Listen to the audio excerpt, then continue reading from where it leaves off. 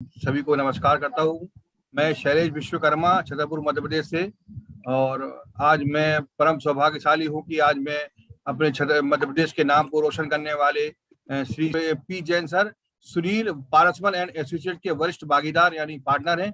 ये chartered accountant हैं। इनकी इंदौर, नागदा और डबरा में शाखा है इस एसोसिएट फर्म की। सर कराधान प्रबंधन परामर्श, वित्त में गणितीय अनुप्रयोग, सुरक्षा विश्लेषण और वित्तीय जोखिम प्रबंधन, पोर्टफोलियो प्रबंधन अकाउंटेंसी का अच्छा ज्ञान है सर के पास। आप किसी भी संगठन में सिस्टम मूल्यांकन, कार्यान्वयन और समस्या निर्माण का समृद्ध अनुभव आपके पास है। काम के प्रति समर्पित दृष्टिकोण के परिणाम स्वरूप अच्छी प्रदर्शन क्षमता और परिणाम प्राप्त करने में और समय सीमा में कार्य पूरा करने की क्षमता इनकी विशेषता है। मजबूत विश्लेषणात्मक कौशल और रचनात्मक समस्या समाधान की क्षमताएं आपकी विशेषता हैं। अगर महोदय के कार्य करने की क्षमता और कौशल का वर्गीकरण करना हो, बात को शुरुआत करता हूं।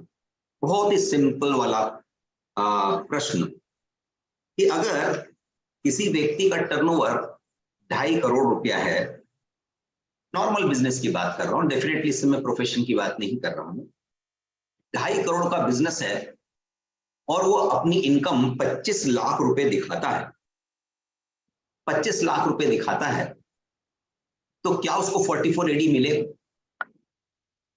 बहुत सिंपल सा क्वेश्चन है, एकदम सिंपल सा।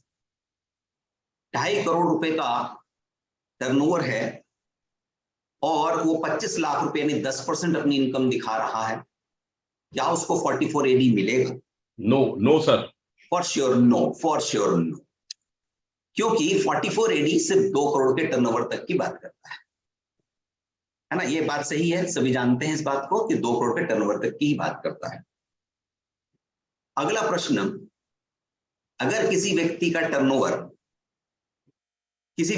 टर्नओवर 80 लाख रुपया है और अपनी इनकम वो 8 लाख रुपए दिखाता है, 80 लाख पर 8 लाख रुपया, तो क्या उसे 44 AD मिलेगा? डेफिनेटली एक आंसर मैं मानता हूं, क्योंकि वो टॉपिक इतना क्वेश्चन इतना इंपॉर्टेंट ही नहीं है, मैं तो शुरुआत कर रहा हूं खाली, इसलिए एक आंसर भी मैं मान रहा हूं, सभी यही जानते हैं, बिल्कुल मिलेगा। क्यों नहीं मिलेगा? 44 AD 8% की बात करता है और उसको डेफिनेटली मिल जाएगा। अब प्रश्न उठता है, क्या उसको 44 AB का ऑडिट करना पड़ेगा? वो भी पक्की बात है, नहीं करना पड़ेगा, क्योंकि वो तो 1 करोड़ के ऊपर की बात करता है और यहां ऐसी कोई बात ही नहीं हुई है। अब आता हूं महत्वपूर्ण प्रश्न के ऊपर। एक व्यक्ति का टर्नओवर 80 लाख रुपया है और वो 15 लाख की इनकम बताना चाहता है। प्रश्न उठता है कि हमारा 44 AD, हाँ मैं भी अभी वापस क्वेश्चन को थोड़ा चेंज करके थोड़ा सिंपल बना रहा हूं, जो मेरे माइंड में है, मैं महत्वपूर्ण बिंदु पे और थोड़ा सा वो 1-2 क्वेश्चन के बाद पहुंचूंगा। उसका 80 लाख का टर्नओवर है, 15 लाख की इनकम दिखाना चाहता है, उसके पास इनकम है, वो कहना चाहता है। अब प्रश्न उठता है, क्या वो अपनी इनकम सिंपल मैनर में 8% से 6,40,000 दिखा सकता है, 15 लाख ना दिखाकर, जबकि उसने जो कुछ भी रिकॉर्ड मेंटेन किया है अपना, वो रिकॉर्ड ये कहते हैं कि 15 लाख रुपए उसने कमाए। यूं कह लीजिए, एक उदाहरण के लिए यूं कह लीजिए कि इसका हर ट्रांजैक्शन बैंक से है और उसके चलते उसके बैंक में 15 लाख का बैलेंस बढ़ गया। वो साफ दिख रहा है कि 15 लाख से बैलेंस बढ़ गया, लेकिन वो कहना चाहता है कि नहीं, मेरे को तो कुछ नहीं करना, 44 AD के अंदर अपना रिटर्न फाइल करना चाहता हूं मैं, 8 लाख का 8% और 6,40,000 की इनकम दिखाना चाहता हूं मैं, क्या वो ऐसा कर सकेगा? प्रश्न। रुपिंदर जी ने जवाब दिया, बेहतर जवाब है, अच्छा जवाब है, चूंकि पहली बार में आंसर अच्छा मिला इसलिए मैं उसी को आगे लेता हूं।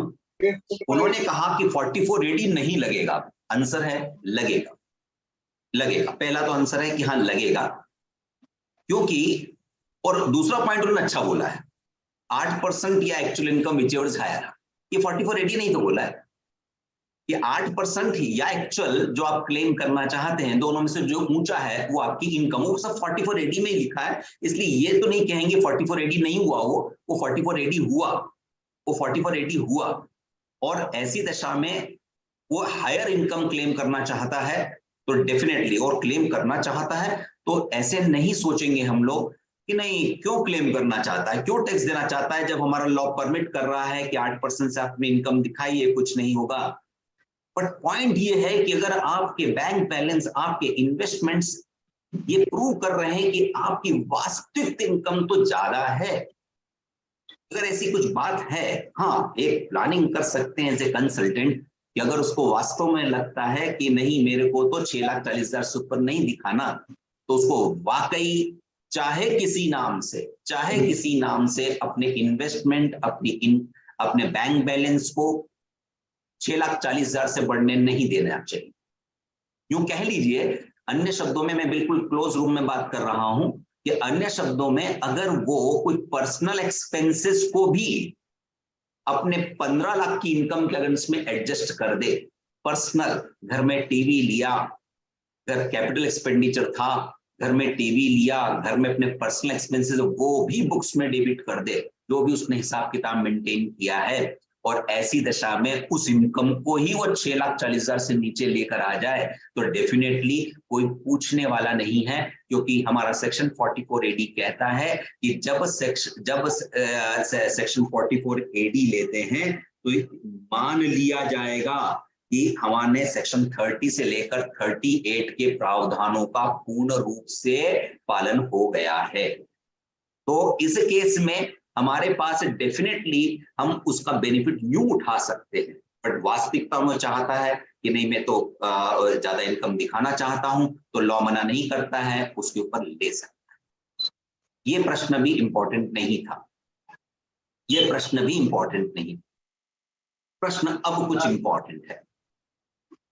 एक व्यक्ति का टर्नओवर 1 करोड़ रुपया है और उसमें से 40 लाख बैंकिंग चैनल से है और 60 lakh other than banking channel से है। तो ये प्रावधान भी लगभग सबको क्लियर है, इसलिए इस पे ज्यादा प्रश्न नहीं कर रहा कि अगर ऐसा है तो ये उसका राइटफुल, लीगली राइट है उसका कि बेसिकली जितना बैंकिंग चैनल से है उसके ऊपर 6% की इनकम ऑफर कर ले, और जो अदर देन बैंकिंग चैनल से है उसके ऊपर वो 8% की इनकम ऑफर कर, इसमें भी कोई प्रॉब्लम नहीं। अब आता हूं, अब ये सारे बेसिक पॉइंट्स थे जो 44AD को थोड़ा रिवाइज करने के लिए हमारे सामने आ गए। अब एक व्यक्ति है, उसके पास में 80 लाख का टर्नओवर है और वो 44AD में जाना चाहता है, और वो कहता है 44AD में जो होता है मैं देने को तैयार हूं, आप 6,40,000 की बात कर रहे हो 8% से, मैं तो 8 लाख ऑफर करना चाहता हूं, मुझे तो 8 लाख बताना है। इसके अलावा उसका 26S बताता है कि उसने कोई प्रॉपर्टी की डील कराई थी, उसके चलते किसी ऑर्गेनाइजेशन से ब्रोकरेज मिली है या कहीं से कमीशन मिला है, और वो कमीशन 50,000 रुपए का है। मैं रिपीट करता हूं क्वेश्चन को, थोड़ा कॉन्सेंट्रेट कीजिएगा क्योंकि अब मुझे कुछ आंसर्स चाहिए। कि हमारे पास में उसकी 80 लाख का टर्नओवर है, उसमें वो 8 लाख की इनकम ऑफर करना चाहता है 44AD के तहत,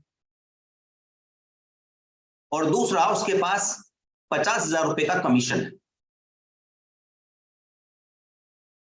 अब प्रश्न उठता है, क्या उस 44AD ले सकेगा?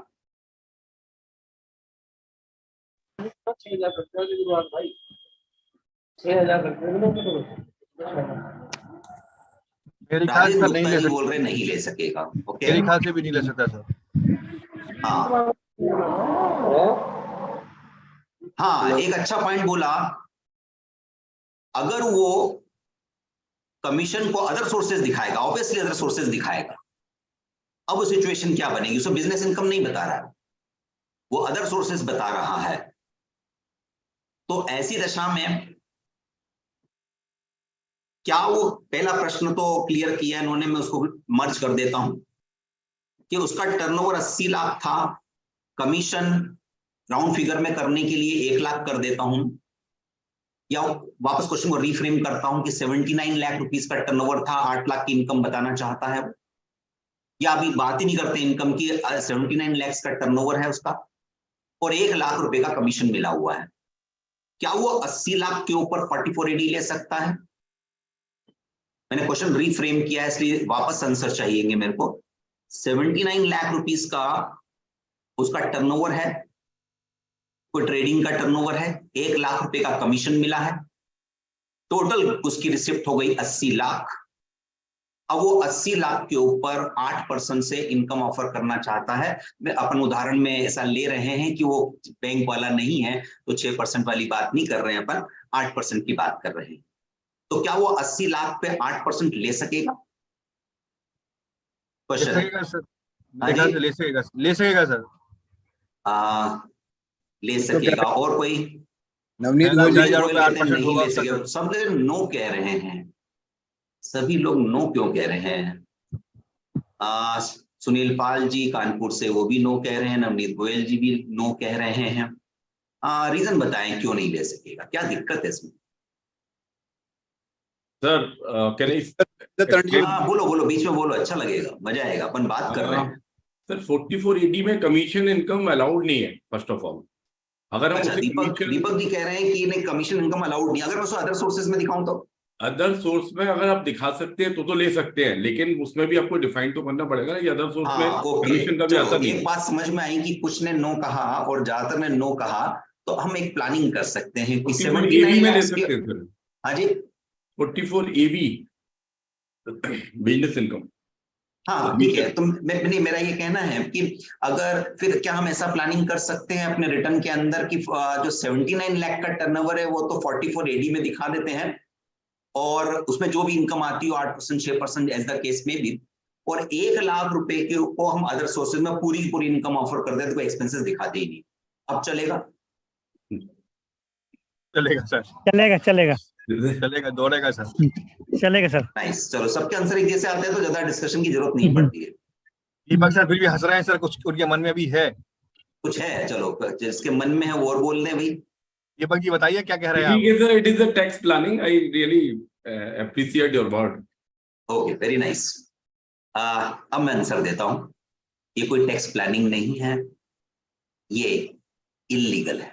यस, मैं बताता हूं इलीगल क्यों है। अगर किसी व्यक्ति के पास कमीशन की या ब्रोकरेज की इनकम है तो 44AD से बाहर है। किसी व्यक्ति के पास, पर्सन के पास अगर ब्रोकरेज या कमीशन की 1 रुपए की भी इनकम है, वो मैंने पहले ही सर बताया था आपको। हाँ, फॉरगेट 1 लाख 1 रुपी, अगर वो लीगली ऐसा हम कर देते, मैं इसलिए कह रहा हूं एज ए कंसल्टेंट सोचते हैं यार इसकी कुछ और इनकम दिखाते हैं सर, ये काफी लोग इसको करते हैं, कमीशन को अदर्स इनकम में दिखाते हैं और वो डिफाइन नहीं कर पाते कि ये इनकम है क्या, अदर सोर्स में चल जाता है, लेकिन इलीगली 44AD में कमीशन आ ही नहीं सकता सर। अगर 44AD की शर्त है कि 44AD उस केस में लगेगा ही नहीं अगर उस व्यक्ति की कमीशन या ब्रोकरेज से इनकम है। यस, टेक केयर, हम लोग कहीं पर भी कुछ भी कर रहे हो, एटलीस्ट जहां 44AD ले रहे हैं कमीशन ब्रोकरेज कतई कहीं ना दिखाएं। अगर वो दिखा लिया तो ऑटोमेटिक, अभी एआई सिस्टम, अभी कोई बात कर रहा था, आजकल जमाना एआई का, दीपक जी शायद बोल रहे थे एआई का जमाना है, artificial intelligence.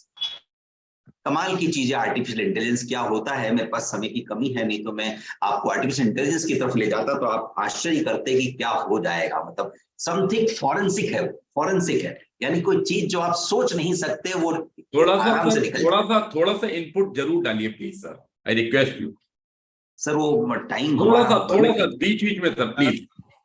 Sunil sir, Sunil sir समय अगर आप एंजॉय कर रहे हो तो मैं आपको एक चीज बता देता हूँ।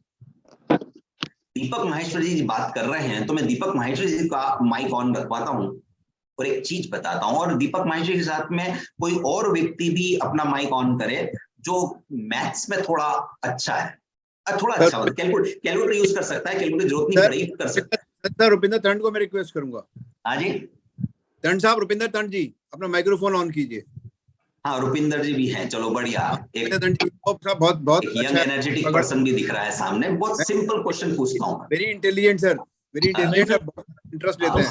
हर्ष शर्मा जी, आप भी मैं 2-3 लोगों को बोलता हूँ, बल्कि आप सब भी कर सकते हैं, बट अभी मैं जिनसे एड्रेस करूंगा 2-3 लोग, बाकी लोगों को भी जरूरत पड़ेगी तो बता दूंगा। मैं सिर्फ 1 मिनट लूंगा और आपको बताऊंगा एआई क्या चीज हो जाती है, क्या कमाल है वो। हम सब जानते हैं ताश के अंदर 52 पत्ते होते हैं, है ना। आप सभी लोग जो भी चाहता है 52 पत्ते में से कोई भी एक पत्ता मन में सोच ले। अरे ये वो पुराने गेम दिखा रहे हैं, देखना है। अरे किसी बैकग्राउंड वॉइस है वो जरा क्लोज कर ले। तो कोई भी एक पत्ता सोच ले। दीपक माहेश्वरी जी, मैं आपसे ही बात कर लेता हूँ। बताइए, आपने एक पत्ता सोच लिया कोई भी मन में? हाँ सर। है ना। अब आपने पत्ता जो सोचना है वो कलर के साथ सोचना है, लाल, ईंट, चिड़ी, हुकुम, कुछ भी सोच लीजिए। सोच लिया आपने। अब वो जो भी पत्ता था उसका जो नंबर है, अगर इक्का है तो 1, तुक्का है तो 2, और दहली है तो 10, और गुलाम है तो 11, और क्वीन है तो 12, और बादशाह है तो 13। सोच लिया आपने। उसका डबल कर दीजिए, राइट। संख्या का डबल कर दीजिए। उसके बाद में उसमें 3 जोड़ दीजिए, 3। राइट। वो सिंपल सा मैथमेटिक्स है, कोई और भी कर सकता है साथ के साथ। रुपिंदर जी आप भी कर रहे हैं, है ना, है ना। कोई भी आपने एक पत्ता सोचा है और उसको डबल किया, नंबर को डबल किया, इसमें 3 जोड़ दिया है, उसमें 10 का मल्टीप्लीकेशन कर दीजिए। कर लिया दीपक जी? यस। उसको हाफ कर दीजिए, आधा कर दीजिए। ओके, कर दिया आपने। अब ध्यान से सुनिएगा। वो जो भी संख्या है, अगर आपका पत्ता हुकुम का है तो 1 जोड़ना, अगर लाल का है तो 2 जोड़ना, चीड़ी है तो 3 जोड़ना, और ईंट है तो 4 जोड़ना। राइट। आइदर 1, आइदर 2, 3 और 4 जोड़ देना। जोड़ दिया? ठीक है। दीपक जी, आपका फाइनल आंसर क्या है? 147। आर यू श्योर कि वो 147 ही है? यस। पक्का? पक्का। अब मैं आपसे कहता हूं, आपने लाल का बादशाह सोचा था। वाह, क्या बात है, एक्सीलेंट। रुपिंदर जी, आपने आपका आंसर बताइए। 117 सर। 117 117। तो आपने लाल की दहली सोची थी। बिल्कुल ठीक है सर। और कोई? 146 मेरा है सर। किसका? मेरा शैलेश विश्वकर्मा छतरपुर से 146। 146 है आपका। तो आपने निश्चित रूप से हुकुम का बादशाह सोचा था। सही है। सही है। Yes sir. Artificial intelligence. Sir मेरा हाँ। 152 है। आगरा से सुनीता मैडम बोल रही हैं, उनका था 152। 152। हाँ आपका जी। कैलकुलेशन रॉन्ग है। इसको अगर जीएसटी की भाषा में कहें तो फेक रजिस्ट्रेशन। आप रीचेक कीजिएगा आपके कैलकुलेशन के अंदर, आपका 152 आंसर गलत कैलकुलेट हो गया आपसे। अगला बोलिए, और किसी ने किया हो तो। हाँ अमित जी। 2.25। 2.25 fake registration.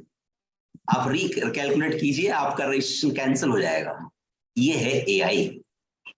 मतलब मैं एक एक मिनट में बता सकता हूं कि आपका गलत कैलकुलेशन हुआ या आपका सही आंसर क्या था। मैं एक एक मिनट में बता सकता हूं, 1 मिनट से भी कम समय में। आर्टिफिशियल इंटेलिजेंस कुछ भी नहीं होता, कुछ नहीं होता। सिर्फ उसको सरल भाषा में कहें तो यह होता है कि जो एक सामान्य व्यक्ति जिस पॉइंट तक ना पहुंच पाए, हम उसको वहां से वो चीज निकाल लाएं तो सुनने वाले, देखने वाले आश्चर्य करें और कहें कि कैसे संभव है, उसको आर्टिफिशियल इंटेलिजेंस का नाम दे दें, जबकि वो एक सिंपल लॉजिक होता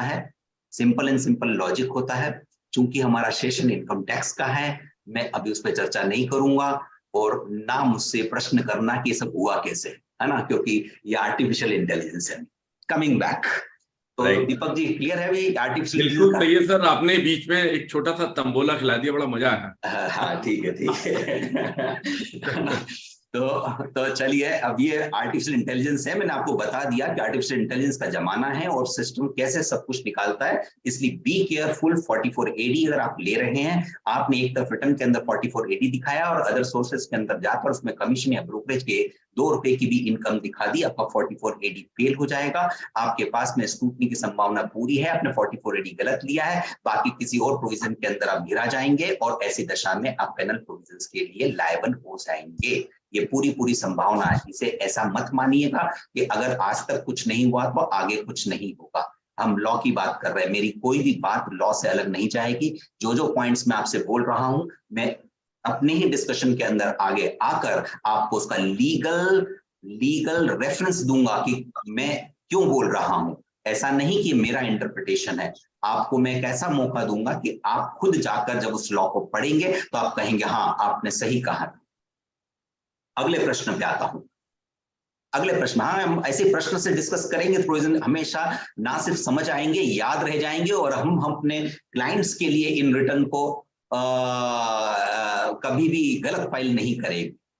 जैसे मैं जीएसटी के अंदर प्राय देखता हूं, मेरे पास में आज की तारीख में मैक्सिमम प्रैक्टिस जो है वो बेसिकली कंसल्टेंट्स के थ्रू है। कंसल्टेंट्स लेकर आते हैं और कभी जो क्लाइंट्स भी सामने आ जाते हैं तो आप विश्वास कीजिए, मैं विश्वास से कह रहा हूं कि जितनी भी गलतियां मैं देखता हूं उसमें अधिकतम गलती कंसल्टेंट ने ही गलत इंटरप्रेट करके गलत फाइलिंग की हुई। तो वो गलती कम से कम हम ना करें, इसके लिए आज का सेशन है, इसलिए ऐसे प्रश्न मैं आपके बीच में रख रहा हूं। अगले प्रश्न पे आते हैं। एक व्यक्ति के 80 लाख रुपए का टर्नओवर है, तो 80 लाख का फिगर पकड़ लिया तो 80 लाख पे चला रहे हैं। 80 लाख रुपए का टर्नओवर है और 80 लाख का टर्नओवर है, उसके ऊपर वो 15 लाख की इनकम दिखाना चाहता है। साथ में वो एक इंजीनियर भी है, एक्चुअली वो इंजीनियर ही है, बट वो क्या करता है कि कुछ काम ले लेता है जो कि कुछ उसके साथ में आर्टिफैक्ट्स का भी काम है उसके पास में, तो आर्टिफैक्ट्स भी बेच लेता है लोगों को। यार इंजीनियरिंग का काम कर रहे हैं, साथ में ट्रेडिंग भी हो जाएगी, बिजनेस भी हो जाएगा। तो 80 लाख का टर्नओवर है, उसके ऊपर वो वाकई 15 लाख की इनकम कमाई है उसने। वो कहता है 15 लाख है, मैं टैक्स देने को तैयार हूं, मुझे चिंता नहीं है। साथ में उसका इंजीनियरिंग प्रोफेशन भी है और इंजीनियरिंग प्रोफेशन के अंदर 50 लाख की रिसिप्ट्स हैं। 50 को 40 कर लेते हैं फॉर ए कन्वीनियंस, 50 एकदम कट ऑफ हो जाएगा तो 40 कर लेते हैं। 40 की इनकम है, 40 की रिसिप्ट्स। मैं रिपीट कर देता हूं क्वेश्चन को, किसी का ध्यान नहीं रहा हो तो। 80 लाख का टर्नओवर तो ट्रेडिंग का है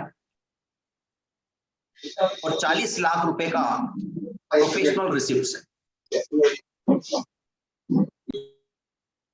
क्वेश्चन नंबर 1 जिसमें आप बहुत फास्टली अपने जवाब देंगे, बिल्कुल चिंता मत कीजिएगा। यस नो कहने से आप सही साबित हुए, गलत साबित हुए, तो हम टेस्ट नहीं दे रहे हैं, लेकिन मुझे थोड़ा अच्छा लगेगा कि हाँ सब मेरे साथ भी हैं और मुझे अच्छा लगेगा कि मैं जो जिस पॉइंट तक आपको पहुंचाना चाह रहा हूं मैं सफल हूं। क्वेश्चन नंबर 1, क्या वो 44AD ले सकेगा? वो सीधा 8% दिखाना चाहता है। 80, मैं तो 2 ही चीज बताइए, क्वेश्चन को रिफ्रेम कर वापस से रिपीट कर रहा हूं। 80 लाख का टर्नओवर ट्रेडिंग का और 40 लाख का टर्नओवर प्रोफेशन का। पहला क्वेश्चन, क्या वो 44AD 80 लाख के संबंध में ले सकेगा? मोइन कुरैशी साहब, मोइन साहब जवाब दीजिए। दीजिए आप, कम से कम I will wait for at least 5 answers. कुछ यस कह रहे हैं, कुछ नो हैं, और क्वेश्चंस नो और हैं, यस हैं। ओके, हो गए 4-5, ठीक है। और ज्यादा बोले तो ज्यादा अच्छा लगता मेरे को। सर ले सकते हैं। ले सकते हैं, ठीक है। अगला क्वेश्चन, अभी मैं फाइनल कंक्लूजन पे नहीं पहुंचा। अगला क्वेश्चन, क्या वो 40 लाख के संबंध में 44 ADA ले सकेगा? 40 लाख के संबंध में 44 ADA ले सकेगा? मैं सबके संज्ञान में लाना चाहूंगा, वैसे सब तैयार होंगे आज के टॉपिक को लेकर।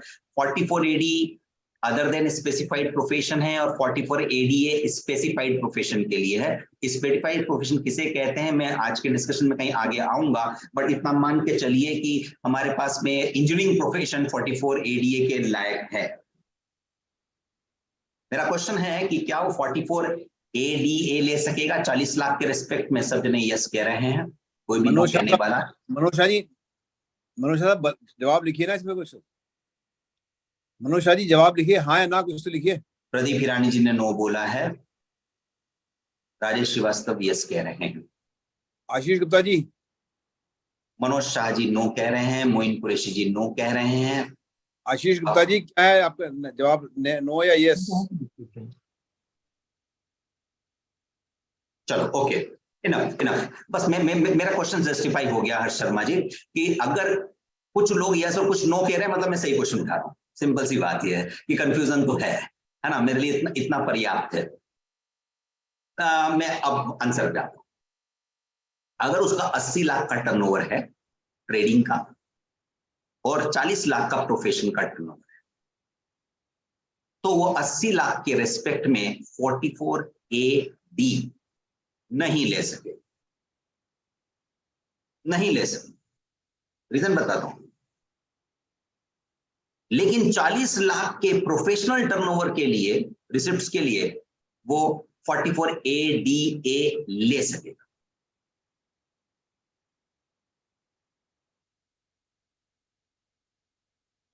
दीपक Maheshwari ji, you are absolutely right sir, I am agree with you. मतलब मेरा पॉइंट तो पूरा चला गया ना, मैं एक ऑडियंस को पकड़ लिया ऐसे ही अपने रैंडमली कि हाँ पॉइंट समझ में आ गया क्या कहना चाह रहे हो आप, क्यों है उसका रीजन अभी दे रहा हूं। टेक्निकली सर 44 ADA में ही डिफाइन करते हैं। Engineer is like you know professional है, तो वो उसका जो मेन रिजीम है वो 44 ADA है। तो 44 AD अगर उसकी वो है तो मेरे हिसाब से नहीं ले सकता हूँ। नहीं, ऐसा तो कोई बात नहीं होनी चाहिए सर। अगर मैं अगर एक प्रोफेशनल हूं और मैं अपना बिजनेस ना कर सकूं, मैं एज ए चार्टर्ड अकाउंटेंट में रेस्ट्रिक्टेड हूं मेरे इंस्टीट्यूट से कि मैं कोई दूसरा काम नहीं कर सकता, एक अलग बात हो गई। बट इंजीनियर के लिए ऐसा नहीं है। नहीं सर, मैं ये नहीं कह रहा वो रिस्ट्रिक्टेड है। मैं ये बोल रहा हूँ कि even as a like degree holder he is a professional, तो वो फॉल करता है 44 ADA में। लेकिन मेरा एक रूप ये भी है कि मैं बिजनेस भी करता हूं। 80 लाख की उसकी जो इनकम है वो आप बता रहे हैं कि उसमें वो ले रहा है, तो उसके लिए फिर मेरे हिसाब से उसको फिर ऑडिट कराना पड़ेगा। अगर वो दोनों चीजें ले रहा है मेरे हिसाब से तो ले नहीं सकता सर। क्यों नहीं ले सकता? नहीं ले सकता, कहां मना है? चलिए समय बचाते हैं, ठीक है। मैं आंसर पे आता हूं। 44 AD इसलिए नहीं ले सकेगा कि सेक्शन में लिखा है 44 AD उस पर लगेगा ही नहीं जिसके पास स्पेसिफाइड प्रोफेशन की इनकम है। यस, बस एक ही लाइन। इसकी वजह से नहीं ले पाएगा, इसकी वजह से नहीं ले पाएगा। पॉइंट नोट करें आप लोग, कोई लॉजिक नहीं लगाइए आप सिंपल लॉ देखिए।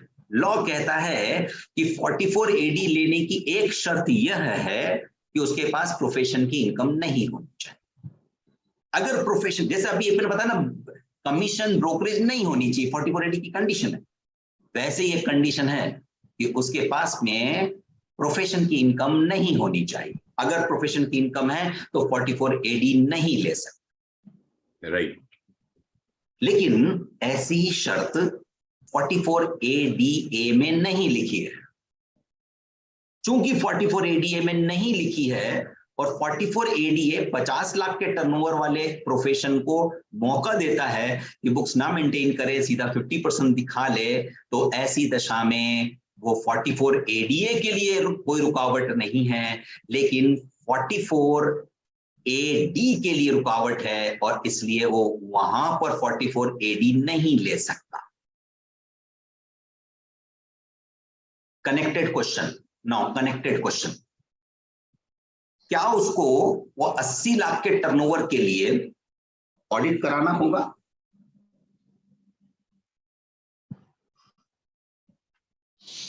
माय क्वेश्चन इज, 80 लाख के टर्नओवर के लिए ऑडिट कराना होगा? शैलेश जी आप भी बोल सकते हैं। सर वो कराना होगा सर, अगर 44 एडी नहीं ले सकता तो। सब जने सुनिएगा, शैलेश जी ने कुछ बोला है कि हाँ कराना पड़ेगा। क्यों कराना पड़ेगा? कहां लिखा है कि इसको ऑडिट कराना पड़ेगा? 44 एबी का ऑडिट की क्या शर्त पूरी कर रहा है? 44 एबी में लिखा है ऑडिट तब करवाइएगा जब 1 करोड़ से ऊपर का टर्नओवर हो। मेरा तो 80 लाख है, क्यों कराऊंगा ऑडिट? धर्म टाइप का प्रश्न है तो सर।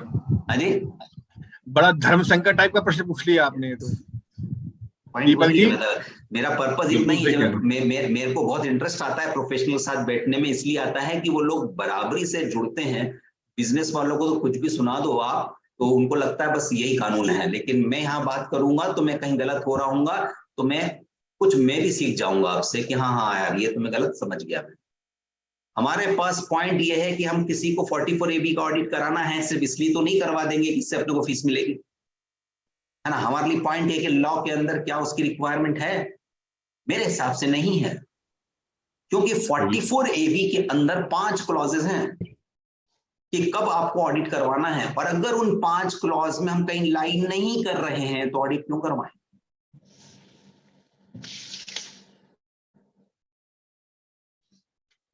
क्या मेरा आंसर सही है? इस बात को मैं ही बताऊंगा, अभी मैं ही बताऊंगा, लेकिन शैलेश जी आपसे ही प्रश्न कर लेता हूं, आपने उत्तर दिया तो क्या डिपार्टमेंट ये नहीं कहेगा कि आपका टर्नओवर 80 लाख नहीं 1 करोड़ 30 लाख है, क्योंकि आपका 80 लाख तो ये और 50 लाख पे प्रोफेशन से, सॉरी 40 लाख प्रोफेशन, तो 1 करोड़ 20 लाख हो गया, अब इसलिए ऑडिट कराना पड़ेगा? कह सकता है सर? नहीं कह सकता, नहीं कह सकता, नहीं कह सकता। नहीं कह सकता।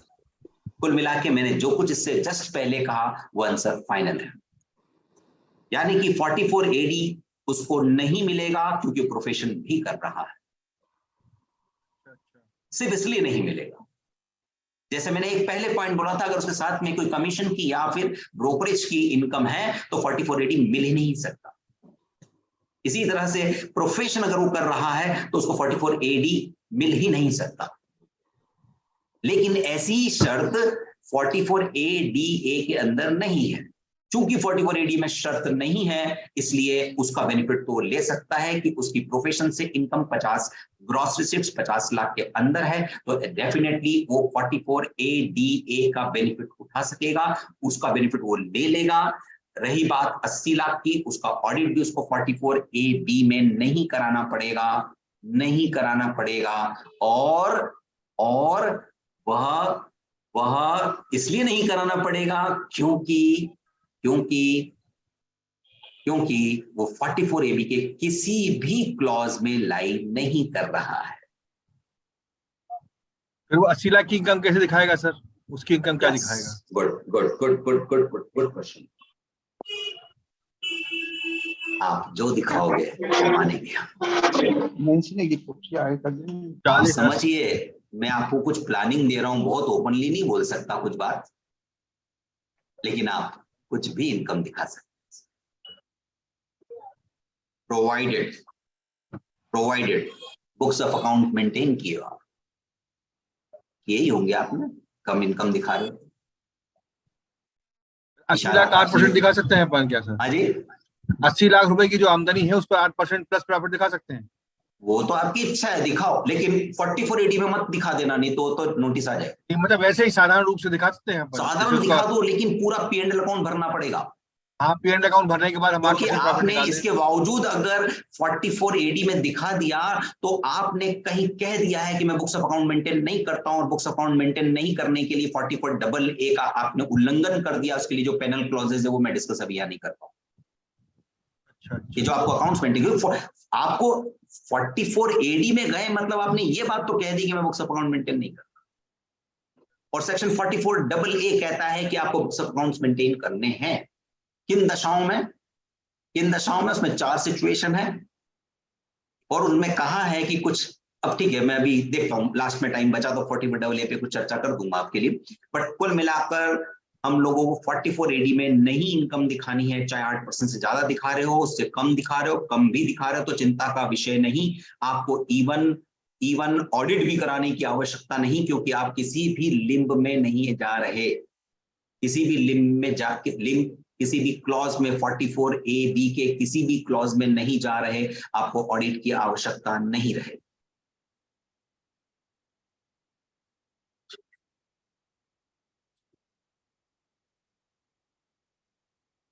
Is it clear? मैं जो कुछ कह रहा हूं लॉ से कह रहा हूं। चलिए लॉ की बात करी तो लॉ पे आ जाता हूं। सेक्शन 44AD को पढ़ेंगे आप तो 44AD सिर्फ इलिजिबल पर्सन और इलिजिबल बिजनेस के लिए, इलिजिबल पर्सन और इलिजिबल बिजनेस के लिए। और इलिजिबल पर्सन किसे कहते हैं? इलिजिबल पर्सन मतलब कोई भी पर्सन जिसके पास में स्पेसिफाइड प्रोफेशन से कोई इनकम नहीं है, वो कोई प्रोफेशन नहीं कर रहा है, उसे कमीशन ब्रोकरेज की कोई इनकम नहीं है, एजेंसी की कोई इनकम नहीं। ये है स्पेसिफाइड पर्सन। अगर हम स्पेसिफाइड पर्सन ही नहीं है तो 44AD से बाहर हुए। इसीलिए मेरे जो पुराना अभी डिस्कशन किया आप जस्टिफाई कर पाएंगे कि हाँ सर आपने सही बोला, क्योंकि मैं कुछ भी अपने मन से बोल ही नहीं सकता। अभी कानून है, हम कानून की चर्चा कर रहे हैं, कानून की बात तो कानून से होगी। उसी में एलिजिबल बिजनेस की भी डेफिनेशन दे, और एलिजिबल बिजनेस की डेफिनेशन के अंतर्गत एलिजिबल बिजनेस की भी डेफिनेशन दे रखी है। और एलिजिबल पर्सन के अंदर एक और इंपॉर्टेंट पॉइंट बोल रखा है कि ये सिर्फ रेसिडेंट इंडिविजुअल, HUF और पार्टनरशिप फर्म को मिलेगा। यानी 44AD एक कंपनी कभी नहीं ले सकती। 44AD एक LLP कभी नहीं ले सकती, क्योंकि LLP को विशेष रूप से बाहर किया है। तो एलिजिबल पर्सन के अंदर 3 चीजें हैं। मैं थोड़ा सा एक चीज करेक्शन करूंगा। इलिजिबल पर्सन के अंदर ये कोई नेगेटिव नहीं था, वो तो क्लॉज में लिखा हुआ है कि जो भी व्यक्ति के पास अगर ये 2-3 तरह की इनकम है तो 44AD नहीं लगता। और इलिजिबल पर्सन की डेफिनेशन में बात ये है कि बेसिकली वो रेसिडेंट होना चाहिए। आपके पास कोई व्यक्ति हो, नॉन रेसिडेंट हो, बच्चा बाहर चला गया, उसका कोई उसके नाम का ट्रेडिंग फर्म चला रखा है, बट उसका ओनर नॉन रेसिडेंट है, आप 44AD में जाना चाहते हैं, नहीं जा सकेंगे। ये सिर्फ रेसिडेंट, इंडिविजुअल, HUF और पार्टनरशिप फर्म पर एप्लीकेबल है, उसमें भी LLP नहीं।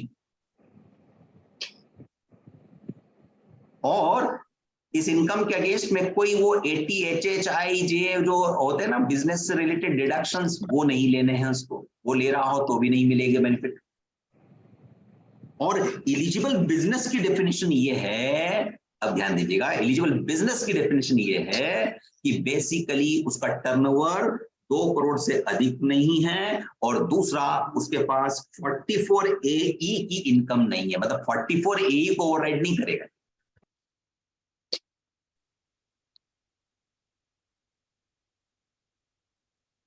ध्यान रहे 44AD को बहुत कॉशियसली यूज करें। ऐसा ना हो कि आप किए जा रहे हैं और आप ये सोच रहे हैं आज तक तो कुछ हुआ नहीं, अभी AI का जमाना है, रोज नई चीजें निकलेंगी, फिर नोटिस आ जाएंगे, फिर हम परेशान होंगे, यार ये कैसे इन्होंने डिसअलाउ कर दिया है, हमको तो इंटीमेशन सब डिसअलाउ कर दिया, सब गड़बड़ है और केस स्कूटनी में चला गया है।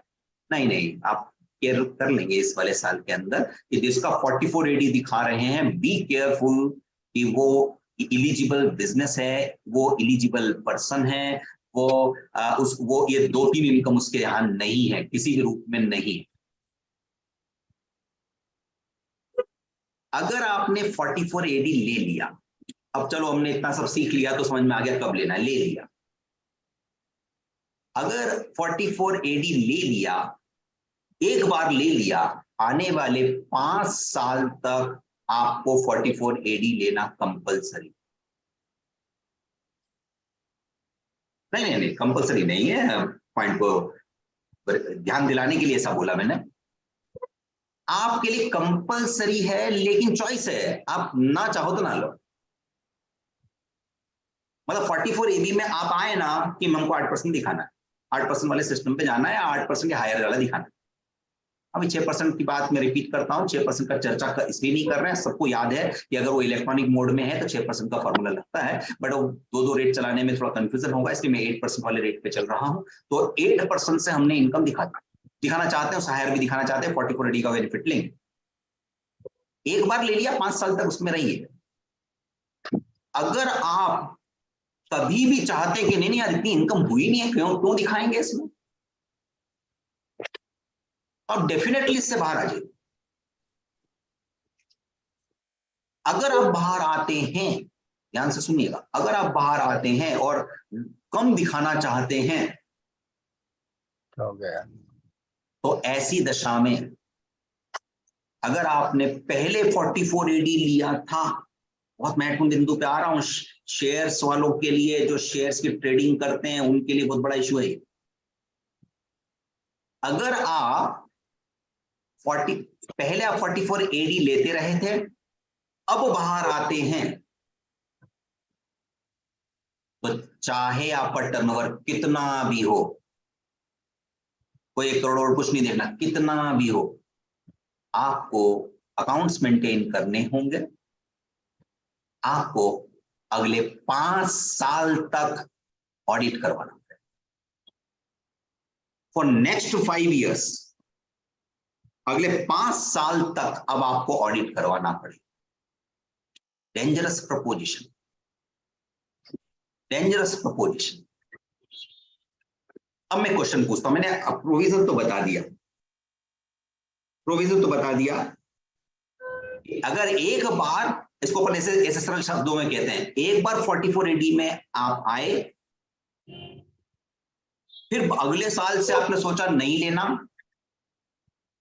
लेना, तो आप अगले 5 साल तक अब 44 AD का बेनिफिट नहीं उठा सकते। आप कहना चाहते हो सर हम बताएंगे अगले साल, तो 8% बताना चाहते हैं ना, नहीं आप बताना भी चाहते हो तो 44 AD आपके लिए है ही नहीं। अब आप routine books of account maintain करो, चाहो तो 80 लाख के टर्नओवर पे 50 लाख का प्रॉफिट दिखाओ, लेकिन बुक्स ऑफ अकाउंट मेंटेन होगी और ऑडिट होगा।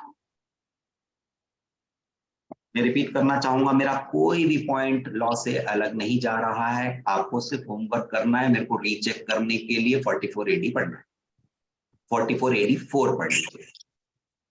तो हमारे पास में एक बार आप बाहर निकले तो फिर आप 5 साल के लिए बाहर। सरल शब्दों में कहूं तो 44 AD गवर्नमेंट करिए, सरल शब्दों में कहूं तो गवर्नमेंट करिए, 44 AD में आपका वेलकम है। बताओ 8% हमें भी ज्यादा हिसाब साफ नहीं देखना, लेकिन एक बार बाहर गए तो 5 साल के लिए वापस हमें तो देखना। अब किताबें मेंटेन करो, ऑडिट कराओ और आज हम बड़ी तादाद में देश में हम कंसल्टेंट फेटर्निटी इस जगह भी गलतियां कर रहे हैं। तो हमारे पास में अब मैं प्रश्न करता हूं, हाँ हर्ष शर्मा जी कुछ बोल रहे हैं लेकिन आप अनम्यूट कीजिएगा। मैं आपको नहीं बोला सर। अच्छा ठीक, कोई बात, मुझे ऐसा लगा आप कुछ बोल रहे हैं, कोई बात नहीं सर। अब मैं प्रश्न कर रहा हूं, मैंने जो क्लॉज रख दिया उस पर प्रश्न कर रहा हूं। एक व्यक्ति का टर्नओवर बिल्कुल पहला ही साल है, उसका 30 लाख का टर्नओवर है, 30 लाख, और उसने 5 लाख की इनकम दिखाई 44 AD। 30 लाख के टर्नओवर पे 30 लाख के टर्नओवर पे 5 लाख की इनकम दिखाई, 44 AD ऑप्ट किया।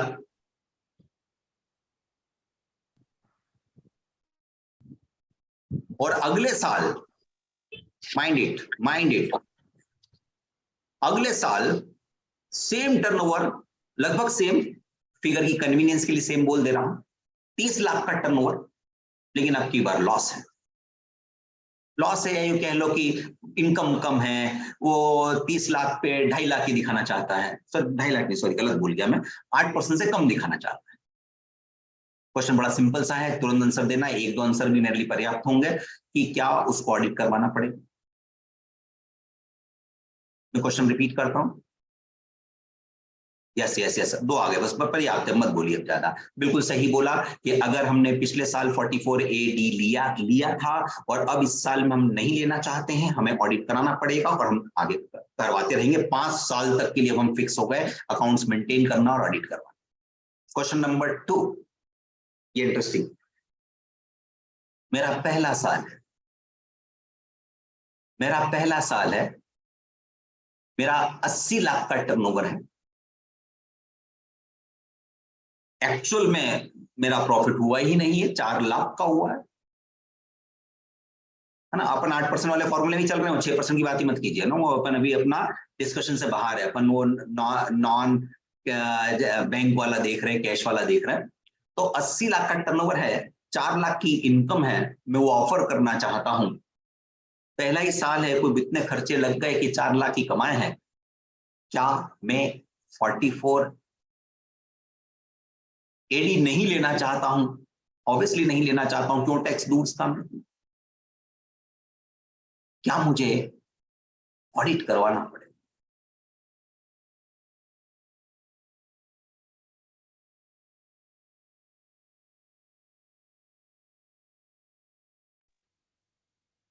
यस और नो दोनों आंसर आ रहे हैं, मतलब मेरा क्वेश्चन वैलिड था, सिंपल सा। मैं तो इतना जानता हूं कि अगर एक छोटे से ग्रुप के अंदर 150 लोगों के बीच में क्वेश्चन रखूं और दोनों आंसर आ जाए तो मेरा तो काम हो गया सफल, कि हाँ वाकई। और ये शैलेश विश्वकर्मा जी तो बिल्कुल डिप्लोमेटिक बात कर रहे हैं, मे भी, है ना, हो भी सकता है, नहीं भी हो सकता है, ऐसा कुछ नहीं होता है, बस या तो होता है या नहीं होता है, बस सिंपल सी बात। तो चलिए कोई बात नहीं। तो आंसर है ऑडिट नहीं करवाना पड़ेगा, 44 AD भी नहीं लेना पहले साल, क्योंकि हमने अभी अभी जो क्लॉज बोला, मैंने बोला, सही बोला, किताब पढ़ लीजिएगा, वहां पे बराबर लिखा हुआ है, अगर हम पहले 44 AD लेते रहे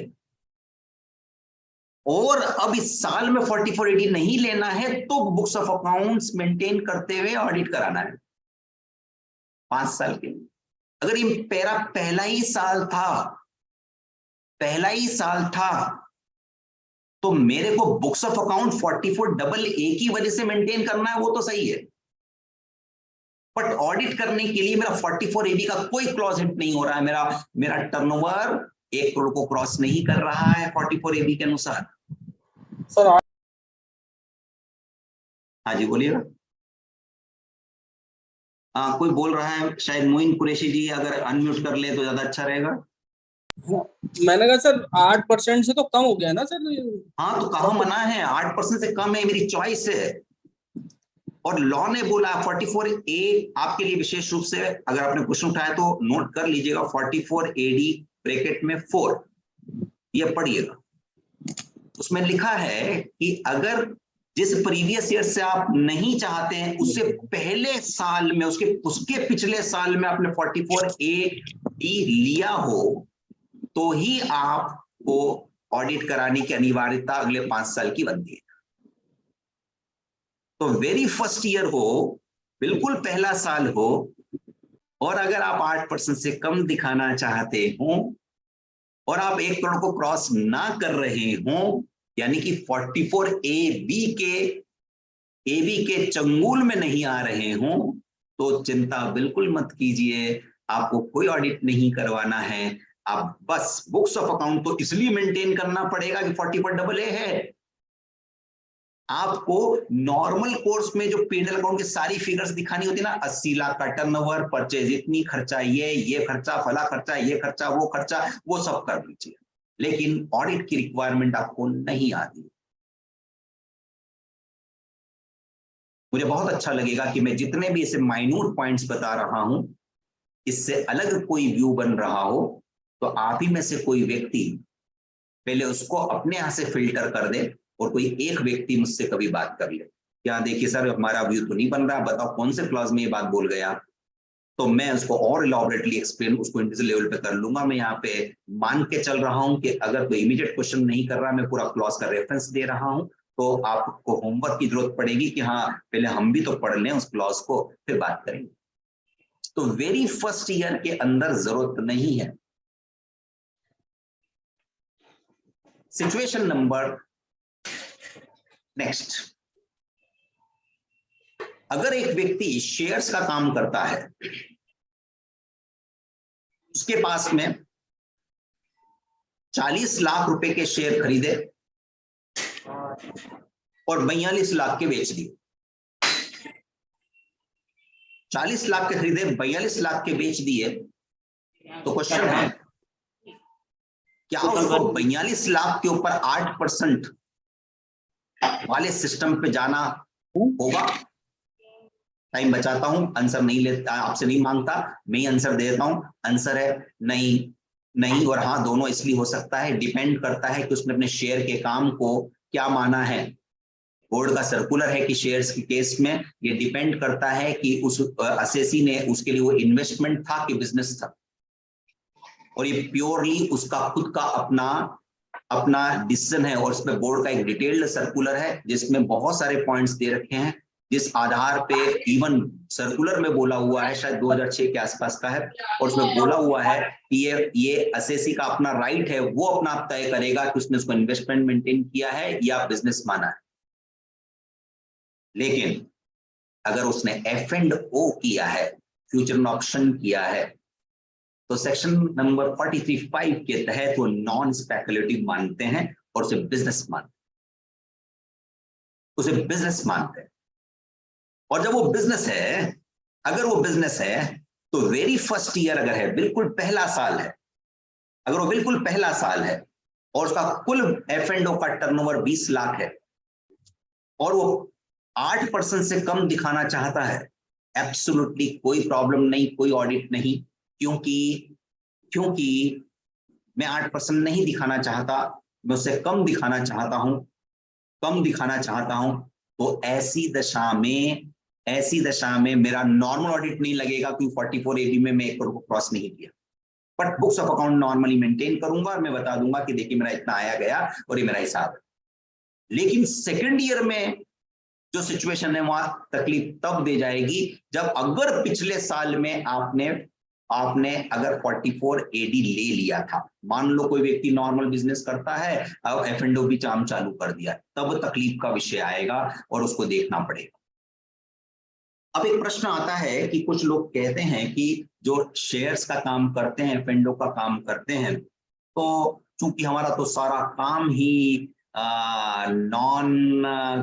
कहना चाहिए कैश वाला तो है नहीं, टोटली चेक से आना जाना सब कुछ उससे ही होता है, और चूंकि ये सब कुछ उससे होता है और 44 AB की लिमिट तो 10 करोड़ हो गई है। अगर उसमें ऐसा कहा गया है 44 AB के अंतर्गत कि अगर कोई व्यक्ति का टर्नओवर 95% प्लस नॉन कैश में है और एक्सपेंस पेमेंट्स भी 95% नॉन कैश में है, तो फिर 44 AB की लिमिट 10 करोड़। अब प्रश्न उठता है कि कोई F&O का काम करता है, उसका टर्नओवर 50 लाख है, टोटल काम चेक से लेना देना है, क्योंकि शेयर ब्रोकर के साथ टोटल काम चेक से लेना देना है, तो मैं तो बाहर हो गया, 10 करोड़ की लिमिट हो गई। In my personal view, take care, इसको वापस से रिविजिट कीजिएगा, मेरा व्यू बहुत क्लियर है इस मामले में। चूंकि आपका टर्नओवर 2 करोड़ से कम है, तो सबसे पहले तो आप 44 AD के अंदर आ गए, आपका एलिजिबल बिजनेस हो गया, आप एलिजिबल पर्सन हो गए। अब आप अगर 8% से कम दिखा रहे हैं और पिछले साल में भी आप 44 AB लिए थे और अब 8% से कम दिखाना चाहते हैं, तो 44 AD4 की वजह से अगले 5 साल तक आपके लिए ऑडिट कंपलसरी हो जाएगा। और ये वाली सिचुएशन 44 AB के वो 10 करोड़ वाली बात के ऊपर जाएगी। इसलिए जाएगी, उसका कारण सुनिएगा।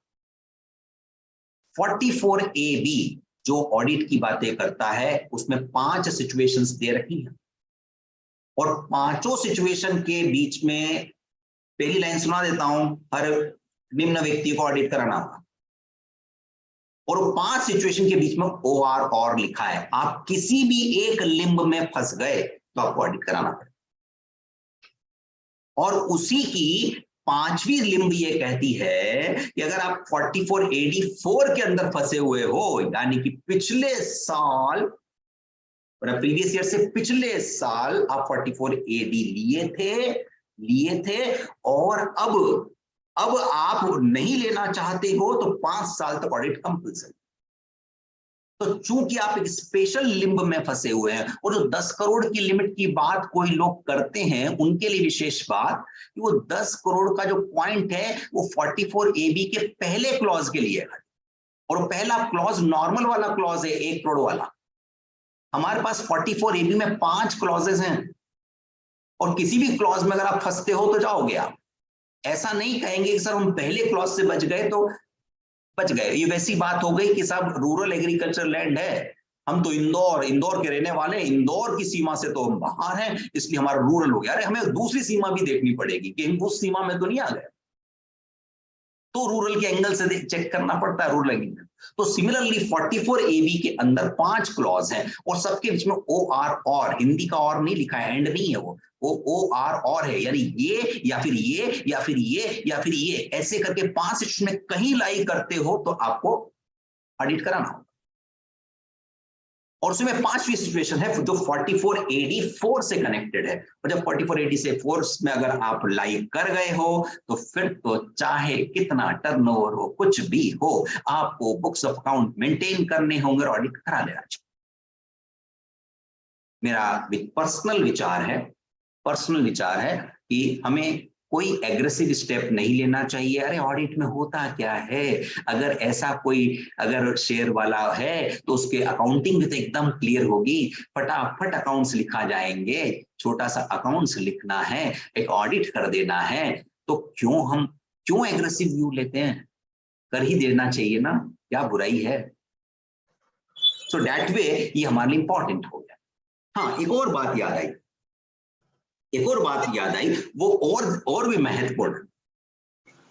मैंने कहा नहीं मेरे को 44 AD में 8% में नहीं जाना, 6 वाले में जाऊंगा, मेरा तो सब चेक से होता है।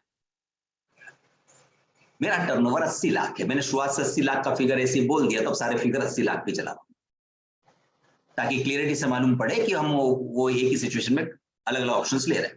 80 लाख टर्नओवर है, 80 लाख में से 40 लाख तो चेक से आ गए, चलो 50 कर देता हूं, 50 लाख चेक से आ गए, 30 लाख बाकी डेटर्स में खड़े।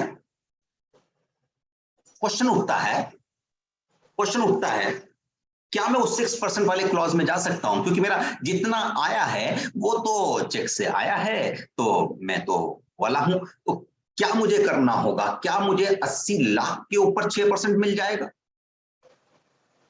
ये सिचुएशन नंबर ए थी। बी नंबर सिचुएशन नहीं, 50 लाख पे तो 6% मिल जाएगा और 30 लाख पे 8% मिल जाएगा। क्या बोलते हैं आप, ए या बी? मैं सिचुएशन को रिपीट करता हूं, कोई मिस किया हो तो किसी ने। 80 लाख का टर्नओवर है, साल के एंड तक मेरे पास 50 लाख चेक से आ गए। मेरा कहना है मेरा तो काम ही चेक का है, तो ऐसी दशा में मेरे को पूरा 80 लाख पे 6% मिलना चाहिए। दूसरी सिचुएशन, नहीं, 50 लाख पे आपको जो चेक से आ गए उस पे तो हम 6% दे देंगे, और 30 लाख पे हम 8% देंगे। चलिए कन्वीनियंस के लिए और बता देता हूं कि जो 30 लाख हैं वो मई महीने में चेक से आ गया। अब क्या 80 लाख पर मैं 6% ले सकूंगा, या ये पहली सिचुएशन। नंबर 2 सिचुएशन नहीं, साल के एंड तक तो आपके 50 लाख ही आए थे, तो 50 लाख पे 6% और 30 पर 8%, ए या बी?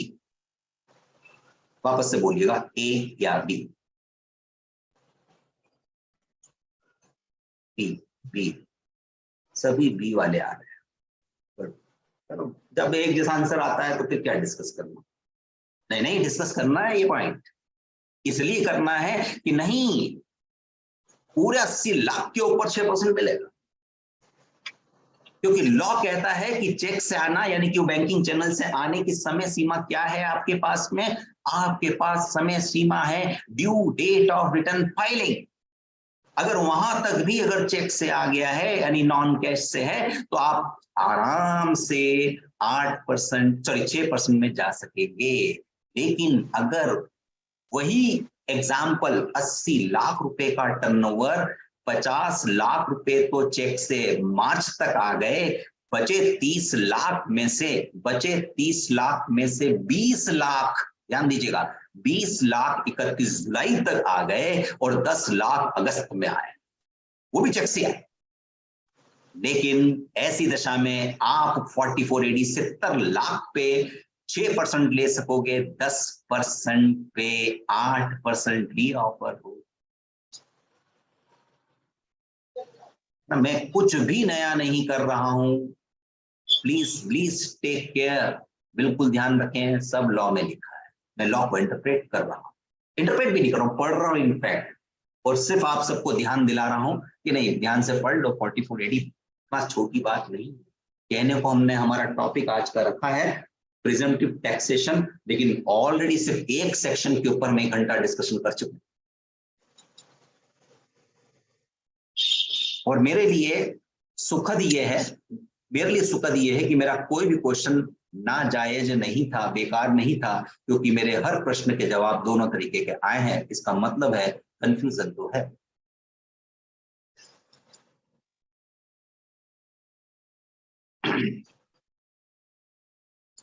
क्लियर है रुपिंदर जी? डांड एक क्वेश्चन है सर मेरी, इज एम ऑडिबल? हाँ बिल्कुल। सर मेरा ये था question, suppose in first year person opted 44AD, पहले साल में ले लिया, सेकंड ईयर में ले लिया, टर्नओवर थी 80 लाख, फिर 1 करोड़ से ऊपर थी। थर्ड ईयर में क्या हो गया कि उसकी टर्नओवर होगी 3 करोड़, वो कंपल्सरी ऑडिट में चला गया, 3 करोड़ होगी या 4 करोड़ होगी या 5 करोड़ होगी, 2 करोड़ वाली फिगर से ऊपर रुक जाइए, रुक इसलिए जाइए, मैं आपका क्वेश्चन समझ गया, मैं इलैबोरेट करता हूं, उसकी और ऑप्शंस भी दे देता हूं। ठीक है सर। और क्वेश्चन आपसे ही पूछूंगा। क्वेश्चन आ भी गया मेरे पास में संजय परमार जी का। अगर पहला ही साल था बिजनेस को लेकर, हम लोग 44AD लिए, दूसरे साल में टर्नओवर ही बहुत ऊंचा चला गया, हमने 44AB करवा लिया, यानी कि वो टर्नओवर बेस्ड ऑडिट जो होता है वाला करवाया। 44AD लेने का सवाल नहीं उठता, हम तो बाहर निकल गए। सिचुएशन नंबर 2, इसी में ऑप्शन नंबर 2, सिचुएशन नंबर 2, दूसरे साल कोई बिजनेस ही नहीं किया,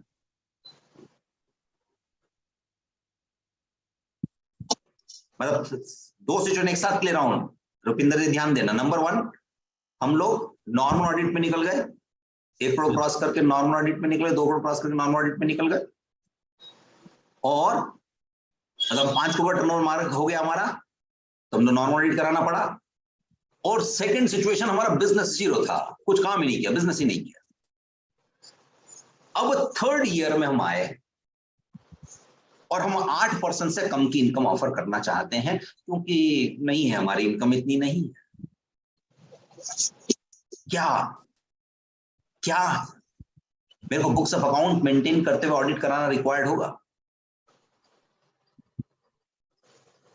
आंसर है मेरे अंडरस्टैंडिंग में नो, क्योंकि 44AD4 ये कहता है, लाइन को रिपीट पढ़ रहा हूं, खाली कुछ नहीं कर रहा हूं, प्रीवियस ईयर की बात कर, उसके पिछले साल में, जो पिछला साल हमारा है, उसके पिछले साल में अगर आपने 44AD लिया था और अब नहीं लेना चाहते तो 5 साल के लिए बाहर। पिता पुत्र से कह रहा है, देख घर में रहता है, घर में ही रह, एक बार कदम बाहर किया तो 5 साल घर मत आना, चेहरा मत दिखाना, अब तो ऑडिट करके आना, ऑडिट ही करवा दो, अब 5 साल घर नहीं आना है, ऐसे याद रख लीजिए बात। सर तो इसमें अगर उसके पिछले साल में हम 44AD में थे ही नहीं, AD में थे ही नहीं, 44AD में थे ही नहीं, तो 44AD4 नहीं लगेगा, और जब 44AD4 नहीं लगेगा तो 44AD5 नहीं लगेगा। 44AD5 कहता है आपको ऑडिट करवाना है, बुक्स ऑफ अकाउंट। क्या रुपिंदर जी आपका प्रश्न और आपका उत्तर क्लियर हो गया? सर एक जो संजय परमार सर ने अभी एक क्वेश्चन पूछा है, हाँ, तो इशू जो मुझे आपको सुन रहा था उसमें था कि टर्नओवर होनी जरूरी है इसमें। बिजनेस, इनके क्वेश्चन में कि उसमें बिजनेस इनकम नहीं थी, मतलब टर्नओवर, बिजनेस ही नहीं था, बिजनेस क्लोज नहीं हुआ था। हाँ, मतलब दोनों सिचुएशन है ना कि हाँ, लॉसेस तो थे, हाँ, डेप्रिसिएशन एसेट तो थे, तो उस केस में इसमें फिर 44A जो बिजनेस क्लोज नहीं हुआ था, टर्नओवर जीरो था, यूं ही कहेंगे ना। टर्नओवर जीरो, मैं वो सिचुएशन ले रहा हूँ कि उसने पहले साल 44AD लिया, सेकंड ईयर में ऑडिट करा लिया, थर्ड ईयर में ये कंडीशन आ गई कि उसका नील इनकम थी और नील टर्नओवर थी, पर बिजनेस मैं तो आपसे बात कर रहा हूँ, पूरा सदन सुन रहा है, मैं आपसे बात कर रहा हूँ कि उसने क्या पिछले साल जिसका रिटर्न भरने जा रहे हैं, उसके पिछले साल में 44AD लिया। सर उसने फर्स्ट ईयर में 44AD लिया, मैं सेकंड ईयर की बात कर रहा हूँ, जिस सेकंड ईयर की आप बात कर रहे हैं। सेकंड ईयर उसने 44AD, हाँ, उसे छोड़ दिया, वो छोड़ नहीं दिया, लिया ही नहीं था, ही नहीं ना, टर्नओवर नहीं था। नहीं सेकंड, मैं इसको थोड़ा सा ये कर रहा हूँ, फर्स्ट ईयर में 44AD की कर ले लिया उसने, 80 लाख वाली आपकी फिगर का, ठीक है। सेकंड ईयर में उसकी 1.5 करोड़ की टर्नओवर होगी, 2 करोड़ से नीचे थी, वो कहता मैंने टैक्स नहीं देना, मैं 44AD में नहीं जाता, मैं ऑडिट करा लूंगा। थर्ड ईयर में ये परमार सर वाली कंडीशन आ गई, नील टर्नओवर, यस, तो मैं कहता हूं कि उसको ऑडिट कराना पड़ेगा, क्योंकि बिजनेस क्लोज नहीं हुआ, लॉस हुआ। अब थर्ड ईयर मतलब सेकंड ईयर में उसने नॉर्मल ऑडिट करा दिया 44AD, हाँ जी, है ना, सेकंड ईयर में। थर्ड ईयर में उसका बिजनेस जीरो या close, what ever it is, नहीं क्लोज नहीं हुआ, टर्नओवर जीरो हो गया, जीरो एक ही बात है। हाँ जी। अब इस बात तो कुछ कर, ना तो ऑडिट कराना, ना कोई इनकम दिखानी होगी, बिजनेस नहीं तो क्या दिखाना। फोर्थ ईयर की बात करते हैं अपन, फोर्थ ईयर में क्या 44AD4 लगेगा? The answer is no, because हमने फोर्थ ईयर की बात कर रहे हैं और थर्ड ईयर में हमने 44AD नहीं लिया है। क्लियर है? चलो 5 साल वाली कंडीशन नहीं लगेगा ना, जब आपको 44AD4 नहीं लगेगा, मैं वही कह रहा हूं। हर्ष शर्मा जी, मुझे लग रहा है इंटरेस्टिंग पॉइंट आ रहा है, और मैं आपसे निवेदन करूंगा कि इसी पॉइंट के ऊपर एक क्लोज, भले बाहर का कोई, इसमें सबको मौका दो, सब बहस करो, एक ही सेक्शन के ऊपर बात करो, आपको इतने बेहतरीन मीनिंग निकलेंगे। हर्ष शर्मा जी, आप तो काफी सीनियर पर्सन हैं, बट मैंने अपने जीवन के अनुभव में पाया है कि मैंने एक जगह कहीं पढ़ा था कि गीता जो होती है ना, उसको जितनी बार पढ़ो उतनी बार एक मीनिंग मिलता है।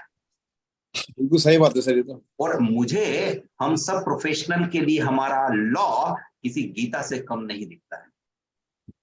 जितनी बार पढ़ो ऐसा लगता है अभी तक हमने ये बात पे ध्यान क्यों नहीं दिया, ये यहाँ लिखा है इसमें सब। तो हमारे पास में, मैं सबसे रिक्वेस्ट करूंगा जितना ऑडियंस बैठा है, हाँ हर्ष शर्मा जी, मैं कह रहा हूँ एक टॉपिक हम रिपीट भी कर लेते हैं डिफरेंट ओपिनियंस के लिए जी। हाँ, लेकिन मैं चाहूंगा कि हम फिर वापस से किसी और स्पीकर को बुलाएं, उससे पहले अपना होमवर्क इंटरनली करके बैठे, ताकि हमारे पास में एकदम क्रॉस फायरिंग चाहिए, हमें बॉर्डर के ऊपर होना चाहिए हम लोगों को, कि उधर से वो फायरिंग करें तो हम भी फायरिंग करें। सर मुश्किल ये है कि मेरे जो टैक्स प्रोफेशनल्स एडवोकेट हैं सर, ये बहुत ये लिखा पढ़ी तो कर लेंगे लेकिन बोलते नहीं है सर। बोलते हुए अधिकारी अब आप देख लीजिए, मैंने तो सिर्फ इसलिए बोला कि मेरे को सिर्फ इसलिए मजा आ रहा है क्योंकि मेरे प्रश्न के उत्तर दोनों आ रहे हैं, तो मुझे अच्छा लग रहा है कि हाँ मैं पॉइंट अच्छे उठा रहा हूँ। क्या ये मेरे ऐसा नहीं लग रहा है कि मैं टाइम पास कर रहा हूँ, क्या कोई बात कह रहा हूँ मैं, तो मेरे पास में हर पॉइंट के अंदर एक बहुत अच्छा महसूस कर रहा हूँ कि हाँ ये पॉइंट इसके अंदर है, इंपॉर्टेंट है, वाकई है। 44 एडी को लेकर कोई और प्रश्न किसी का बचा हो तो बताएं, नहीं तो मैं ब्रिजेश सोनी जी ने कुछ अभी लिखा है सर। हाँ जी, बिजनेस रिसीव्ड 75 लाख और प्रोफेशनल 5 लाख, क्या मैं 44 एडी ले सकता हूं? ब्रिजेश सोनी जी, आंसर मैं पहले दे चुका हूं। अगर बिजनेस रिसीप्ट के एंगल से आप भले 44 एडी में अदरवाइज आ रहे हो, लेकिन अगर उसके पास प्रोफेशनल इनकम है तो वो 44 एडी के दायरे से बाहर है, ऐसा सेक्शन 44 एडी में लिखा है, इसलिए वो 44 एडी नहीं ले सकेगा। लेकिन प्रोफेशनल इनकम के प्रति 44 एडी ए लेने में कोई रुकावट नहीं। ब्रिजेश सोनी जी, मैं सोचता हूं आपकी क्वेरी क्लियर है आपको। ओके, थैंक यू सर एक 44 एडी का एक क्वेश्चन सर है मेरा। कौन बोल रहे हैं, नाम बोलिएगा। सर मैं शैलेन जैन एडवोकेट ललितपुर सर। हाँ शैलेन जी, आपका क्वेश्चन याद रखना क्योंकि मुझे एक और अच्छी सिचुएशन याद आ रही, मैं ना भूल जाऊं इसलिए पहले मेरी सिचुएशन लूंगा। जी सर। सर मैं ये कह रहा था 44 एडी सही है सर। प्लीज रुक जाइए, आप याद रखना आप थोड़ा इंतजार करिए। हाँ मैं ले रहा हूँ, अभी जस्ट ले रहा हूँ, मेरा पॉइंट मैं ना भूल जाऊं, इसलिए फिर मेरे को याद आ रहा है एक अच्छी सिचुएशन में भूल ना जाऊं, इसलिए पहले मेरे को बोलने। हमारे पास में सबको मालूम है 44 एडी एक बिजनेस के लिए है, 44 ए वो ट्रक ऑपरेटर्स और वो उन लोगों के लिए है जिनके 10 से अधिक नहीं है वगैरह वगैरह। हालांकि वही पॉइंट बड़ा है लेकिन ब्रॉडली याद है हम सबको। और एक 44 एडी है प्रोफेशनल की। वापस से 44 एडी पे बात करता हूं कि मेरे पास में मैं पार्टनरशिप फॉर्म में, हाँ पार्टनरशिप तो एलिजिबल है, एलएलपी नहीं है, एचयूएफ भी है और इंडिविजुअल भी है। मैं एक पार्टनरशिप फर्म हूं और मेरा टर्नओवर 80 लाख है और मेरे को 6,40,000 की इनकम दिखाना है 8%। मैंने कहा लेकिन पार्टनरशिप में 6,40,000 तो भारी पड़ जाएगा। अरे पार्टनर का ब्याज तो दूं। सेक्शन नंबर 40 ब्रैकेट में बी स्मॉल बी के तहत सैलरी अलाउ कर दूं, पहले तो ब्याज में निपटा दूं बहुत कुछ 6,40,000 में, फिर उसके अंदर मेरे पास डेप्रिसिएशन का भी बेनिफिट लेना है। नहीं डेप्रिसिएशन तो नहीं मिलता है क्योंकि लॉ ने बोला है सेक्शन नंबर 30 से लेकर 38 के सारे अलाउंस अलाउड हो गए, ऐसा मान लेंगे, वो 32 के अंदर आता है। अब प्रश्न आता है कि क्या मैं अपनी 8% की इनकम 44 एडी वगैरह जो भी है उसके अगेंस्ट में मैं पार्टनर्स का ब्याज और पार्टनर्स की सैलरी का डिडक्शन और ले सकता हूं?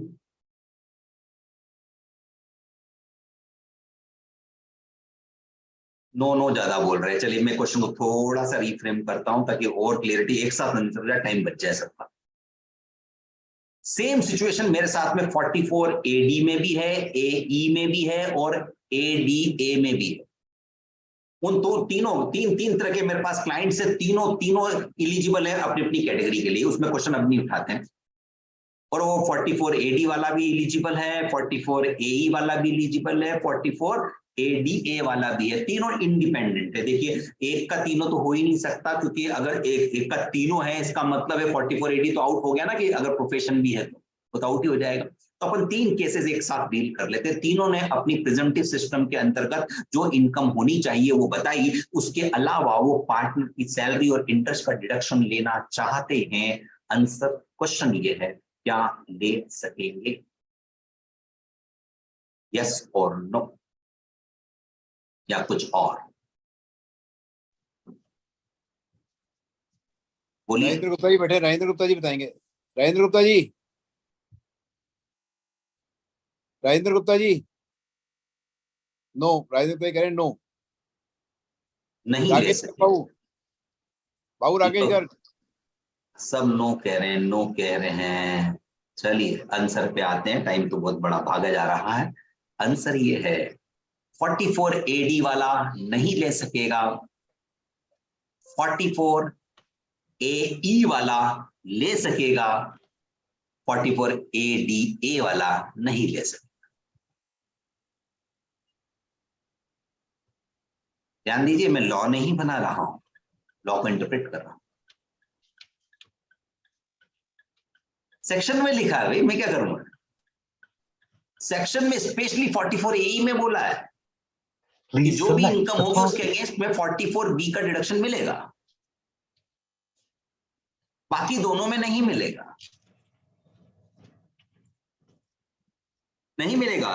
बाकी दोनों सेक्शन की शुरुआत यही है, notwithstanding anything to the contrary contained in section 28 to 43C,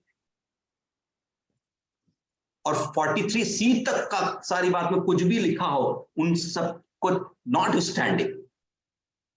लेकिन 44 AE के अंदर मैं किसी को ध्यान ना जा रहा हो तो रेडीली बता देता हूं, 44 AE के क्लॉज नंबर 3 के प्रोविजो में लिखा है कि अगर असेसी फर्म है तो जो ब्याज और सैलरी पार्टनर को दी जाती है वो निर्धारित सीमा के तहत डिडक्ट की जाएगी।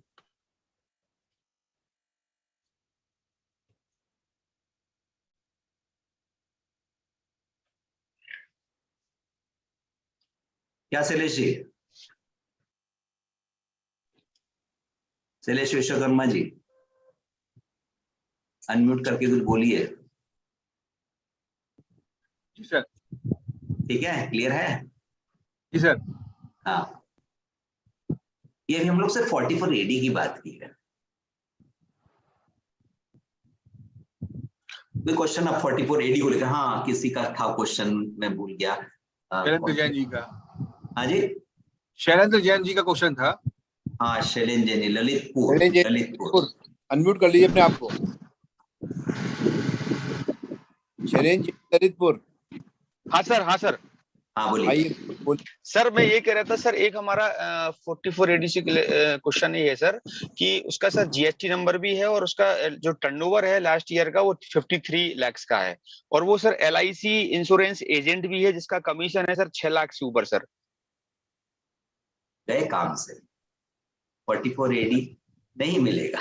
यही तो बोल रहा हूं मैं इतनी देर से, यही तो बोल रहा हूं जी, नहीं मिलेगा, है ना? नहीं मिलेगा। जो क्लॉज बताया मेरे ख्याल से जितने लोग जुड़े हुए हैं सब सहमत होंगे कि उस क्लॉज के तहत तो साफ बात है, नहीं ले पाओगे। लेट आए सर शैलेंद्र जी लेट आए हैं आज। थोड़ा सा लेट हो गया सर। जी जी, चलिए, any more question on 44 AD? तो सर उसकी ऑडिट कराना पड़ेगी फिर? अगर 44 AB के किसी क्लॉज में आ रहे हो तो आप नहीं आ रहे हो, जैसा आप बता रहे हो आप नहीं आ रहे हो, ऑडिट भी नहीं कराना पड़ेगा जी। सामान्य बुक्स ऑफ अकाउंट मेंटेन करो। जी जी, अन्य शब्दों में एक इशारा अब खुलकर बोलता हूं, 44 AD के लायक होते हो आप, टर्नओवर कम दिखाना चाहते हो, टर्नओवर कम दिखाना चाहते हो, सॉरी इनकम 6% 8% से कम दिखाना चाहते हो, थोड़ी कमीशन भी कमा लो, ऑडिट भी नहीं होगा और काम भी हो जाएगा। कमीशन तो आ ही रहा है ना उसको, मनोज शाह जी हंस रहे हैं, मुस्कुरा रहे हैं। वो तो सर आज का सेमिनार तो बोले सफल हो गया, अब तो फीस भी अच्छी मिलेगी इसकी। जी, वो तो सर फिर फॉर्म 26 में दिख ही रहा ना सर, कमीशन फॉर्म 16 में। अरे कोई जरूरी थोड़ी है कि फॉर्म 16 में आना चाहिए कमीशन, कमीशन तो कमीशन है, किसी से भी लिया है, आया है, हमारे पास ट्रेल है, हम बता सकते हैं। जी जी, प्रियम मिश्रा जी को सवाल हो आपका? प्रियम मिश्रा जी को सवाल हो? योगेश वर्मा जी मथुरा, कोई सवाल हो आपका? योगेश जी कोई सवाल है आपका? कोई सवाल नहीं है, कोई सवाल नहीं है। विनोद कुमार वैश्य जी, विनोद कुमार वैश्य, विनीत वर्मा जी, सर अनम्यूट कर लीजिए अपने आप को, माइक्रोफोन अनम्यूट कर लीजिए अपना, बताइएगा कुछ सवाल हो तो। सर नहीं है सर कोई। हेलो उमेश जैन जी,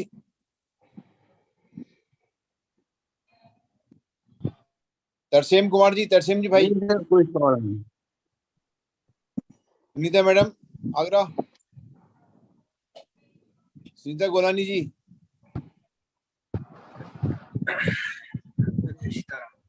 संजय परमार जी। चलिए मैं आता हूं नेक्स्ट सेक्शन के ऊपर 44AE। 44AE का एकदम सिंपल क्वेश्चन से स्टार्ट करता हूं और 10 सेकंड का मेरी तरफ से ब्रेक लूंगा। 44AE में क्वेश्चन ये है, एक व्यक्ति के पास में 9 ट्रक हैं और 2 लोडिंग रिक्शा है।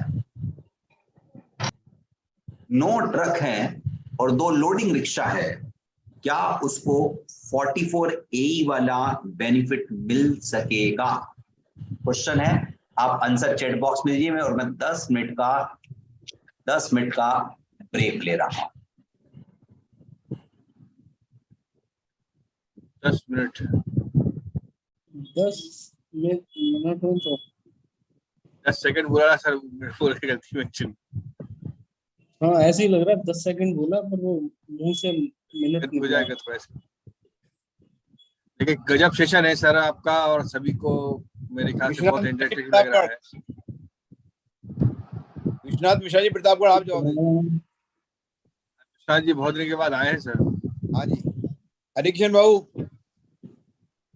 हरिकिशन भाई साहब, प्रणाम सर। आप सर जवाब हाँ दीजिए। नमस्कार सर नमस्कार, जवाब जी। अच्छा लग रहा है सर। अच्छा तो चल रहा था, जवाब चाहिए सर। जी, सर ने जी, जी। अब नहीं, जवाब पूछा।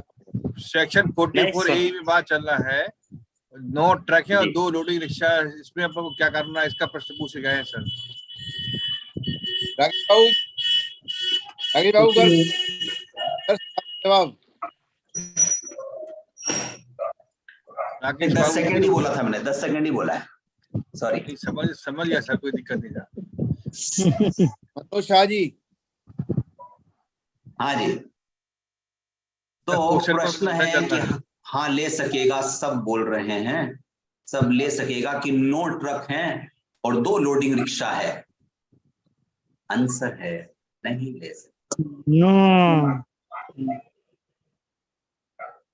हमारे पास पॉइंट ये है, गुड्स कैरिज, ट्रक नहीं बोला है वहां पे, गुड्स कैरिज। तो क्या लोडिंग रिक्शा गुड्स कैरिज नहीं है? बिल्कुल है। यस। अगला क्वेश्चन, ये छोटे क्वेश्चन है मेरे, मेन क्वेश्चन तो आगे आएंगे। ये तो मैं सिर्फ आपको जगा रहा हूं कि हाँ आप कुछ पॉइंट्स हमको भी मालूम है और ध्यान दे रहे हैं, नहीं दे रहे। नंबर 2 क्वेश्चन, मेरे पास में 10 ट्रक थे। मैंने 30 मार्च को एक और ट्रक खरीद लिया और 31 मार्च को एक ट्रक बेच भी दिया। मैं रिपीट करता हूं, मेरे पास में 10 ट्रक चल रहे थे पूरे साल में। एक ट्रक 30 मार्च को खरीद लिया और 31 मार्च को एक ट्रक बेच भी दिया, और जिस दिन साल खत्म हुआ फिर 10 ट्रक पे हूं। क्वेश्चन है, क्या 44AE ले सकूंगा?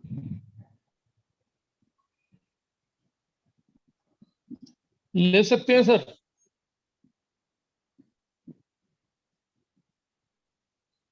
Yes yes yes, perfect perfect perfect, बिल्कुल ठीक है। योगेश भाई, अगले क्वेश्चन पे जाऊं उससे पहले आंसर बताता जाऊं, नहीं ले सकूं।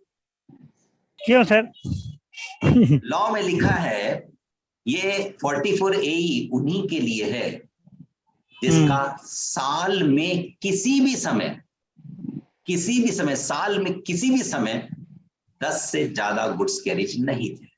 आप एक दिन के लिए भी 11 कैरिज पे थे तो आप गए 44AE से बाहर। लेकिन सर नहीं उनको मालूम, राकेश गर्ग साहब उनको मालूम कैसे पड़ेगा ये सब छोड़ दीजिएगा ना, वो तब मेरा पॉइंट नहीं है, मेरा पॉइंट है फैक्ट ये है तो आंसर ये। नहीं, मैं दूसरी बात कह रहा हूँ सर। हाँ जी, मैं दूसरी बात, जो ट्रक खरीदा है सर 31 मार्च को, हेलो, हाँ जी सुन रहा हूँ। 31 मार्च को ट्रक खरीदा है, उसका रजिस्ट्रेशन नहीं हो पाया, उस सड़क पर चल नहीं सकेगा वो तो। Very good, another very interesting question, बहुत बढ़िया। इनका कहना है कि जो 30 मार्च में हमने खरीदा है, 30 मार्च में खरीदा है, अभी तो उस पर चेसिस बनेंगे, नंबर भी नहीं मिला, चलने लायक ही नहीं है सर। नंबर भी नहीं मिला। गर्ग साहब आपसे ही क्वेश्चन, क्या ओनरशिप थी कि नहीं थी आपके पास? थी। बस इतना ही तो चाहिए मेरे को, मेरा लॉ इतना ही मांगता है, मेरा लॉ इतना ही मांगता है, सिंपली ओनरशिप, मेरा लॉ इतना ही मांगता है। मेरा लॉ नहीं कहता, मेरा लॉ ये नहीं कहता कि रजिस्ट्रेशन होना चाहिए, मेरा लॉ ये नहीं कहता, मेरा लॉ ये भी नहीं कहता कि उसको यूज करना शुरू कर देना चाहिए, केवल ओनरशिप हो। ओनरशिप जी।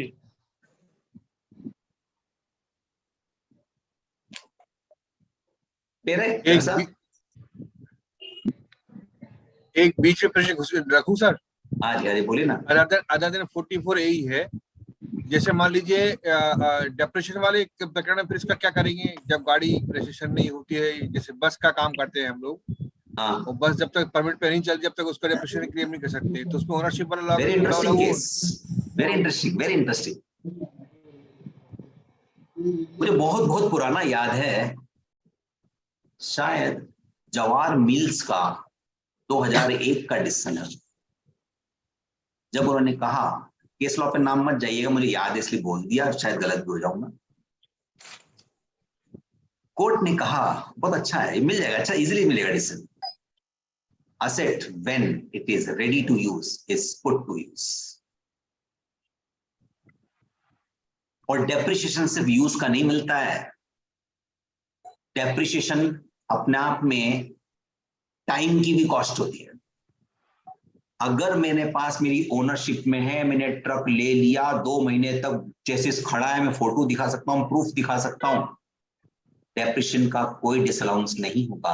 मैं मशीन खरीद के लिए आया हूं बिजनेस के लिए, लेकिन किसी कारण से मेरे को परमिशन नहीं मिली है प्रोडक्शन की, इसकी मशीन पड़ी हुई है, डेप्रिसिएशन नहीं मिलेगा, ऐसी बात नहीं है, डेप्रिसिएशन मिलेगा।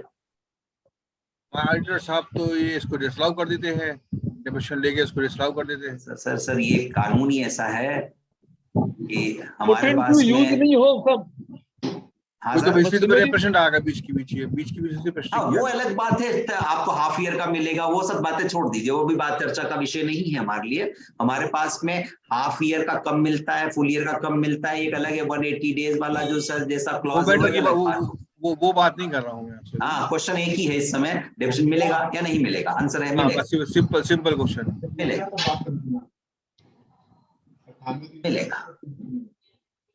सर। पुट इनटू यूज नहीं होगा, ready to use is put to use। Court में मिलेंगे डिसीजन, बहुत मिलेंगे। मैं तो एक याद रह गया और मुझे बहुत पुराना याद है, कम से कम 15 साल पुराना याद है, उस बीच में कहीं काम नहीं पड़ा, लेकिन बहुत क्लियर फैक्ट है राकेश गर्ग साहब, बिल्कुल क्लियर है, बिल्कुल डाउट मत कीजिए इस बात। सर 20 साल पहले की मैं कह रहा हूँ, IRS ऑफिसर राजीव मेहलोत्रा थे, उन्होंने मेरे केस में यही था, ऑयल मिल जो है वो बार बार अटक रहा था कि मैं डेप्रिसिएशन अलाउ नहीं करूंगा, आपने प्रोडक्शन शुरू नहीं किया है, मशीनरी शुरू नहीं हो सकती इतनी जल्दी।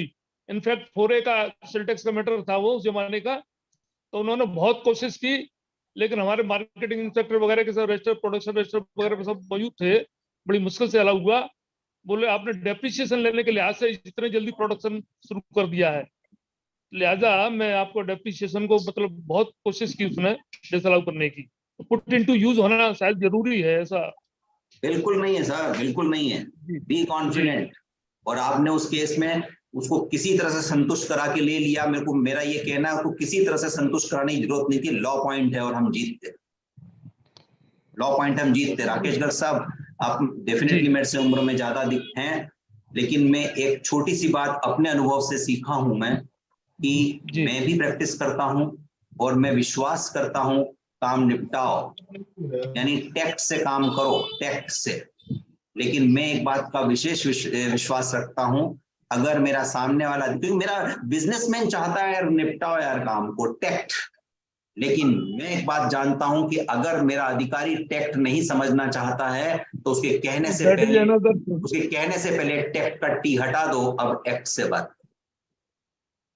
और एक्ट ऐसे सेमिनार के आधार पर मिलता है अपने को कि जब हम बहुत गहराई से उसको अध्ययन करते हैं तो हमारे पास फिर पॉइंट है, नहीं लड़ेंगे, क्या बात है, जीतेंगे हम। अपना काम वकालत है ना, हमारा काम वकालत है। हमारा काम ये नहीं बस कैसे भी केस निपटा लाओ, वकालत है, दोनों चीज समझते हैं हम।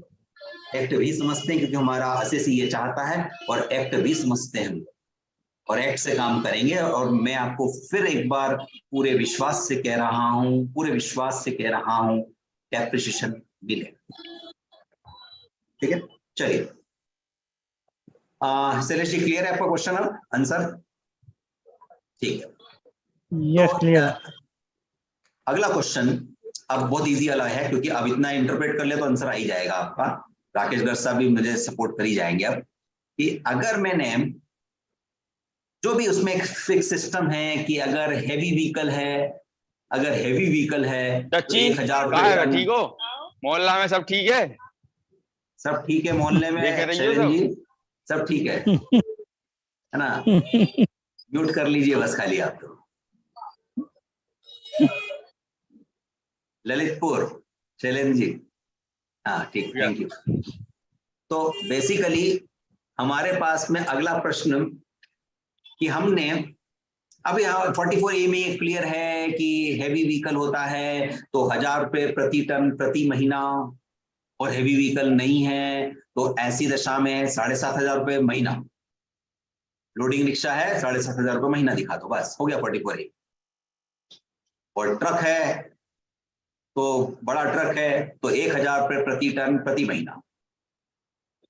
अभी कैसे गिनते हैं इसमें भी आ जाता हूं, बट एक वापस से प्रश्न रख देता हूं आपके बीच में। इजी वाला क्वेश्चन है, आई एम वेरी कॉन्फिडेंट सब सही आंसर देंगे।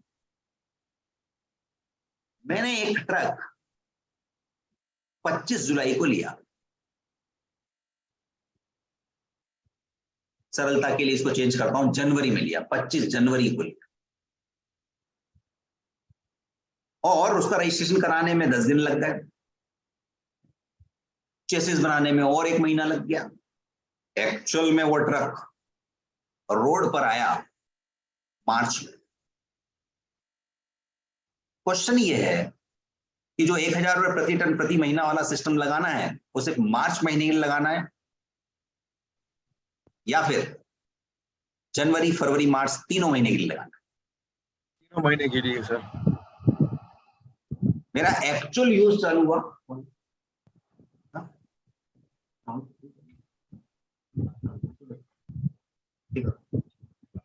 मेरा क्वेश्चन ये है कि वो सिर्फ 1 महीने का मुझे प्रिजम्पटिव सिस्टम में जाना है या 3 महीने के लिए जाना? 1 महीने के लिए। 3 महीने के लिए बोल रहा हूँ।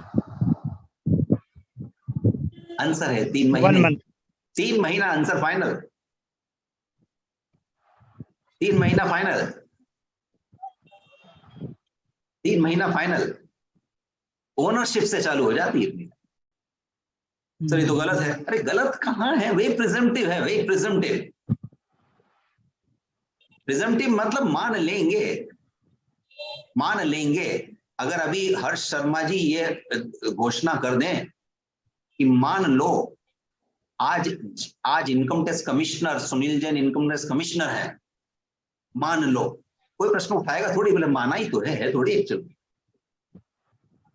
तो जब लॉ कहता है मान लिया जाएगा, और आपके जो जुल्म है कुरैशी जी, जुल्म है, अरे जुल्म कहाँ है, ऑप्शन है ना, मत मानो आप ऑडिट करवा लो ना, अगर कम दिखाना चाहते हैं तो रिकॉर्ड्स मेंटेन कर लो, ऑडिट करा लो, जुल्म कहाँ है, वो तो आपको ऑप्शन है ना। सर जिसकी इनकम ही चालू नहीं हुई उसके लिए 3 महीने कर दिए। अरे तो भाई साहब कहाँ मना कर रहे हैं, रिकॉर्ड्स मेंटेन करो, ऑडिट करा लो ना भाई, हम कहाँ मना करते हैं। ये रास्ता है, ये रास्ता। हाँ बस, जुल्म नहीं कहेंगे। ये तो सर जबरदस्ती कहेंगे क्यों? सर आप बड़ा जोर दे रहे हैं ऑडिट पर। नहीं नहीं नहीं, ऐसा नहीं, 100% नहीं, 100%। चार्टर्ड अकाउंटेंट है, चार्टर्ड तो जोड़ देंगे सर वो तो। ये फेवर साहब है। No, not at all, not at all. The point is कि लीगलिटी क्या है। अगर मेरे कहने से आप कह रहे हैं, अगर मेरे कहने से अर्थ ये निकाल रहे हैं, तो ऑन ए लाइटर साइड आपने मजाक ही कर रहे हैं, but on A lighter side कहूंगा मैं कि बेसिकली मेरे कहने से लॉ थोड़ी चलेगा। लॉ तो हमारी किताब से चलेगा। जब आपके और मेरे बीच में बहस ही हो जाएगी तो अल्टीमेटली तो किताब खोल के तो पढ़ेंगे क्लॉज को, है ना? है ना? अपन दोनों का निर्णय तो वही होगा ना। अपन दोनों कोर्ट तो नहीं जाएंगे। अपन बोलेंगे चलो अपन एक किसी तीसरे और सीनियर पर्सन के पास जाते हैं, तो सीनियर पर्सन क्या करेगा? वो बोलेगा यार मेरे को नहीं याद है, एक काम करते किताब खोल के देख लेते, किताब में क्या लिखा है। सही है। बस मैं वहीं से बात कर रहा हूं। मेरा एक भी बात किताब के बाहर नहीं। मैं तो सिर्फ एक बात ध्यान दिला रहा हूं, हमारा एक्ट जिसकी हम प्रैक्टिस करते हैं वो हमारे लिए गीता के समान है। पढ़ो, वापस से पढ़ो, तो एक और बार पढ़ो, फिर एक और बार पढ़ो, आपको मीनिंग मिल जाएगी।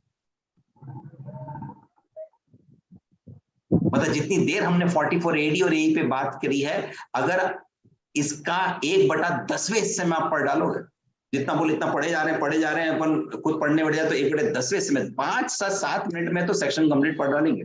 लेकिन बात है कि मैं जो बात पहुंचा रहा हूं उसको ध्यान से पढ़ोगे तो 100% इसी जगह पहुंचेगा।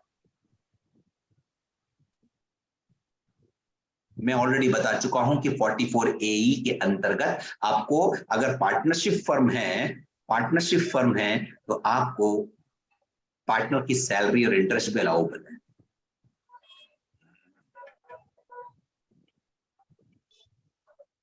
अब प्रश्न एक और आता है, हैवी मोटर गुड्स कैरीज किसे कहते हैं? हैवी गुड्स कैरीज समझना हो तो इसके लिए आपको मोटर व्हीकल एक्ट 1988 पे जाना पड़ेगा।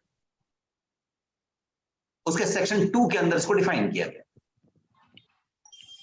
अगेन मैं नहीं कह रहा, ये हमारा सेक्शन 44 AE कह रहा है कि उसका मीनिंग आपको मोटर व्हीकल एक्ट से लेना पड़ेगा। और मोटर व्हीकल एक्ट कहता है कि जिस गाड़ी का क्रॉस वजन 12,000 किलो या उससे अधिक है तो वो हैवी मोटर व्हीकल। 12 टन तो सर क्या हम इसे नापेंगे क्या? हमको बैठ के उसका वजन करना है क्या? अरे नहीं, गाड़ी का फिक्स होता है भाई, फिक्स होता है, कंपनी बदल के देती है। अब वो क्वेश्चन है कि मेरी गाड़ी का वजन जो है, देशपाल जी आ रहा हूं आपकी बात करने, मेरे गाड़ी का वजन 18 टन है, सामान भर दूं तो 40 टन है। मैं सामान्य कभी चेकिंग कर लो तो सामान्य में उसके अंदर इतना भर कर जाता हूं मैं, तो गाड़ी का वजन 12 टन, सामान 28 टन भर देता हूं।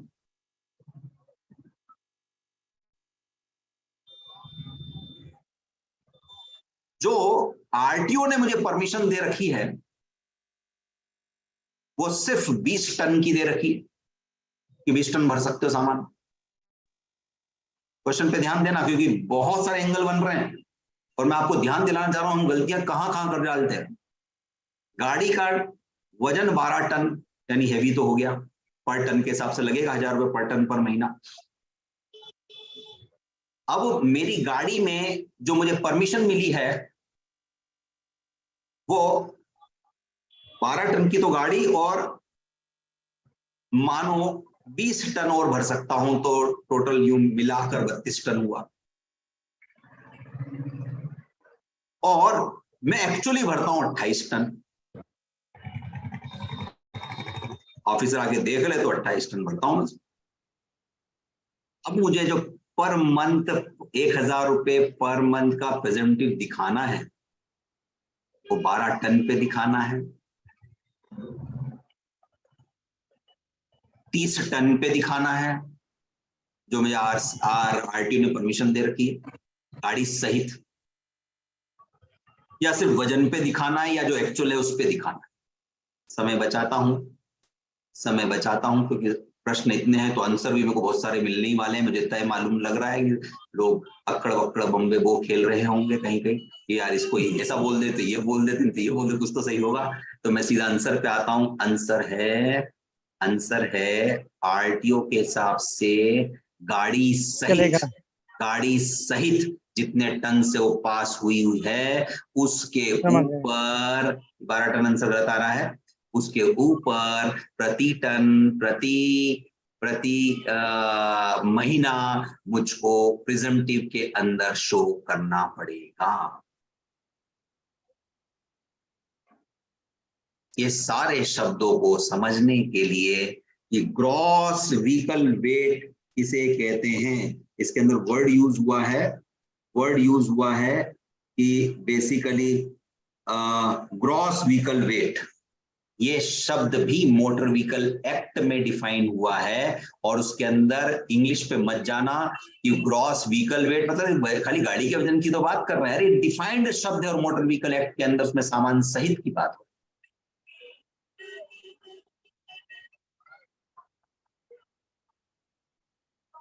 तो बहुत इंटरेस्टिंग पॉइंट्स है, मतलब इतना सरल नहीं है जितना हम देख लेते हैं। और वास्तव में तो बहुत ही मतलब इंटरेस्टिंग, क्या सुनी पहली बार रहे हैं चीजें, बहुत सारी चीजें तो आपके आज मुझसे।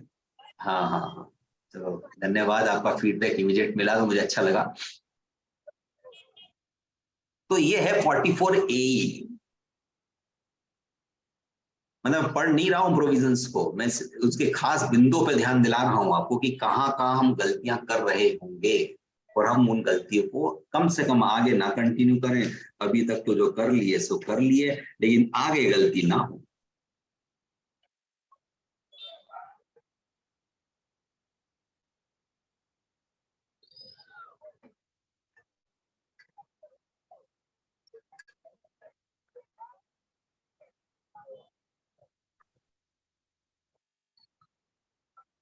और से कम दिखाना चाहते हैं तो इसमें तो ऑडिट कराना कंपलसरी है। और इसके अंदर दो बातें महत्वपूर्ण है। नंबर 1, इसमें 44AD4 जैसा क्लॉज नहीं है कि एक बार करवा लिया तो अगले 5 साल तक कराना पड़ेगा।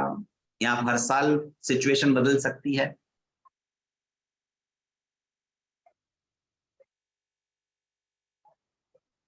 यहाँ पे हर साल सिचुएशन बदल सकती है।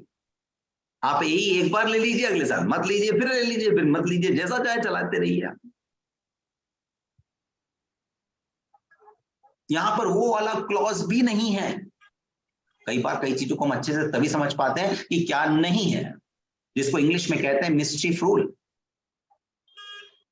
तो इसमें वो वाला क्लॉज भी नहीं है कि पिछले साल में आपने 44AE लिया हो और इस साल नहीं लेना चाहते हो तो 5 साल तक इसमें जाओगे। ऐसा कोई क्लॉज नहीं, कोई क्लॉज नहीं, चिंता मत कीजिए। आप कहेंगे यार ये तो बहुत टिपिकल क्लॉज बना रखा है, तो मेरा मजाक वाला जवाब है, मैंने नहीं बनाया है। तो है, मैं क्या करूं।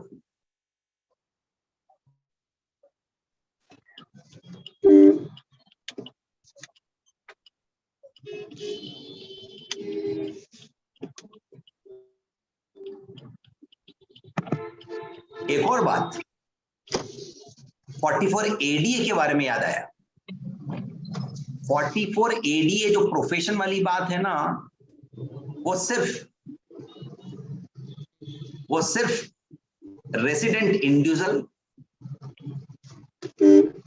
रेसिडेंट पार्टनरशिप LLP छोड़कर को ही मिलती है, HUF को नहीं मिलती है। ये बाकी सारे प्रोविजन HUF के लिए, लेकिन जो प्रोफेशन वाली बात हो रही है वो HUF को नहीं मिलती।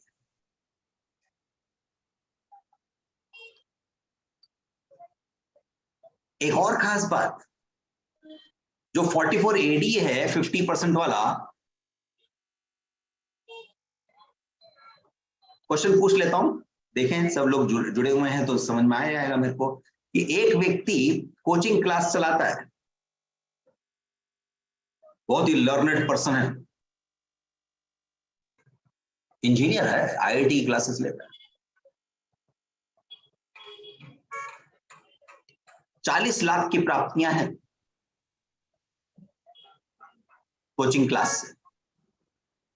वो 44 AD में जाएगा या ADA में जाएगा? तो 44 AD में तो 8% 6% वाला फॉर्मूला, और ADA के अंतर्गत 50% वाला फॉर्मूला कोचिंग क्लास। एडीए में जाना चाहिए। एडी में एडीए ADA की AD? ADA एडी में जाएगा सर।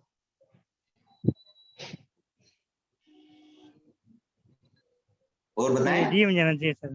कुछ तो बोले। ADA में जाएगा सर। प्रोफेशनल है ना सर, हाँ, प्रोफेशनल होने के नाते वो 44 एडीए में जाएगा। आंसर को यहीं छोड़ता हूं, अगला क्वेश्चन पूछ लेता हूं। 44 एडीए में जाएगा सर। अगला क्वेश्चन पूछ लेता हूं, इसका आंसर दूंगा। एक इंजीनियर है,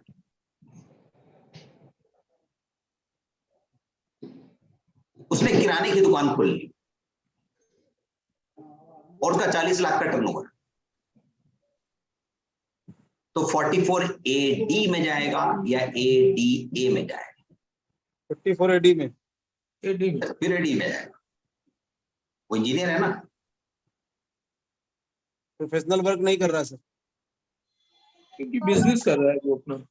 कोचिंग इंजीनियर है क्लास, पर सेल कर रहा है कोचिंग क्लास क्या है सर। प्रोफेशनल है। वो बिजनेस हो गया। कोचिंग ADA क्लास हो गया प्रोफेशनल में नहीं आएगी, प्रोफेशनल। बिजनेस मोड में पहुंच गया वो, बिजनेस में आएगा सर। बिजनेस में आएगा, 44 Business में AD आएगा। के अंदर जाएगा, AD, only Yes, AD, yes. 8% 6%, not 50%। Professional, professional only engineer, advocate and doctor.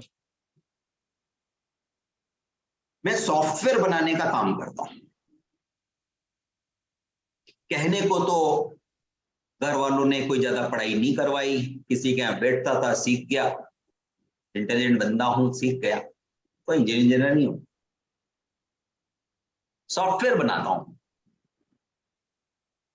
मैं तो बिल गेट्स हूं। बिल गेट्स ने वो बेसिकली कोई इंजीनियरिंग की पढ़ाई नहीं की, वो तो छोटी क्लासेस में मल्टीपल टाइम फेल हुआ था, बट बहुत इंटरेस्ट था उसको कंप्यूटर में, सीख गया। तो कमिंग बैक, तो मैं कोई इंजीनियर नहीं हूं, सॉफ्टवेयर बनाता हूं, ट्रबल शूटिंग का काम करता हूं, कंप्यूटर रिपेयर करने का काम करता हूं। मेरा टर्नओवर 40 लाख रुपए का है।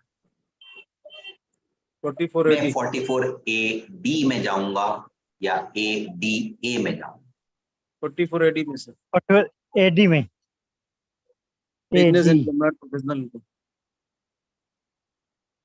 AD।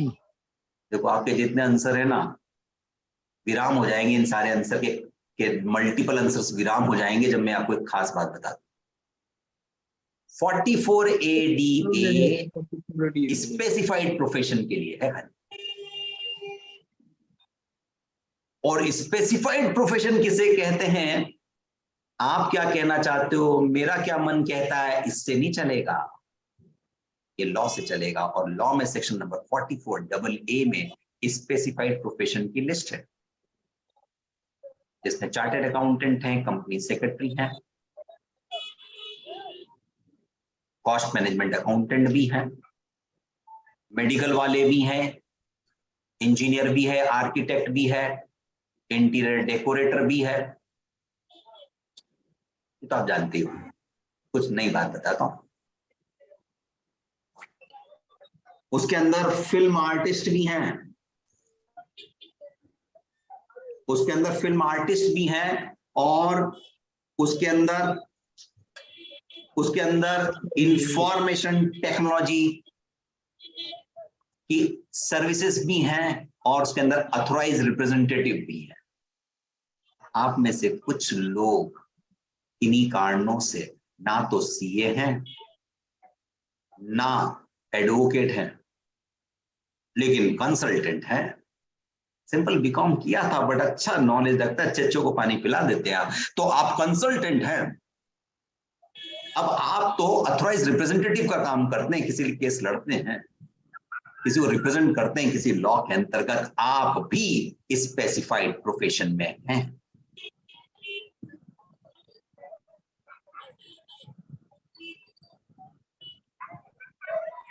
इंफॉर्मेशन टेक्नोलॉजी की एक्टिविटीज स्पेसिफाइड प्रोफेशन में हैं।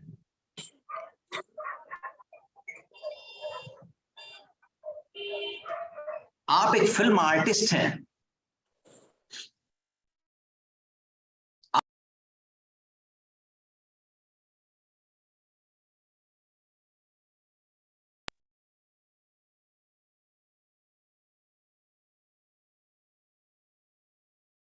एक क्वेश्चन पूछता हूं, वहीं से एंड करेंगे,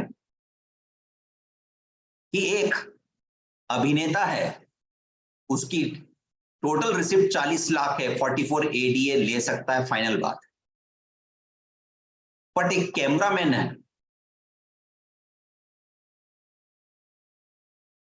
एक कैमरामैन है, एक फिल्म डायरेक्टर है, उसकी रिसिप्ट भी 40-40 लाख है।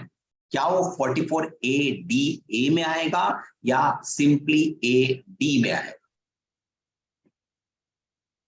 कैमरामैन तरसेम भाई, तरसेम जी, फिल्म एडिटर, सवाल पूछ रहे थे सर, आज तो आप जवाब दे दो, आज तो बहुत इंटेलिजेंट वो सीनियर आदमी हो आप। कैमरामैन, डायरेक्टर, फिल्म डायरेक्टर, वो ADA में आएगा या AD में आएगा? आप समझ रहे हैं इन दोनों का बहुत बड़ा डिफरेंस बन रहा है, 50% या 8%, 6%।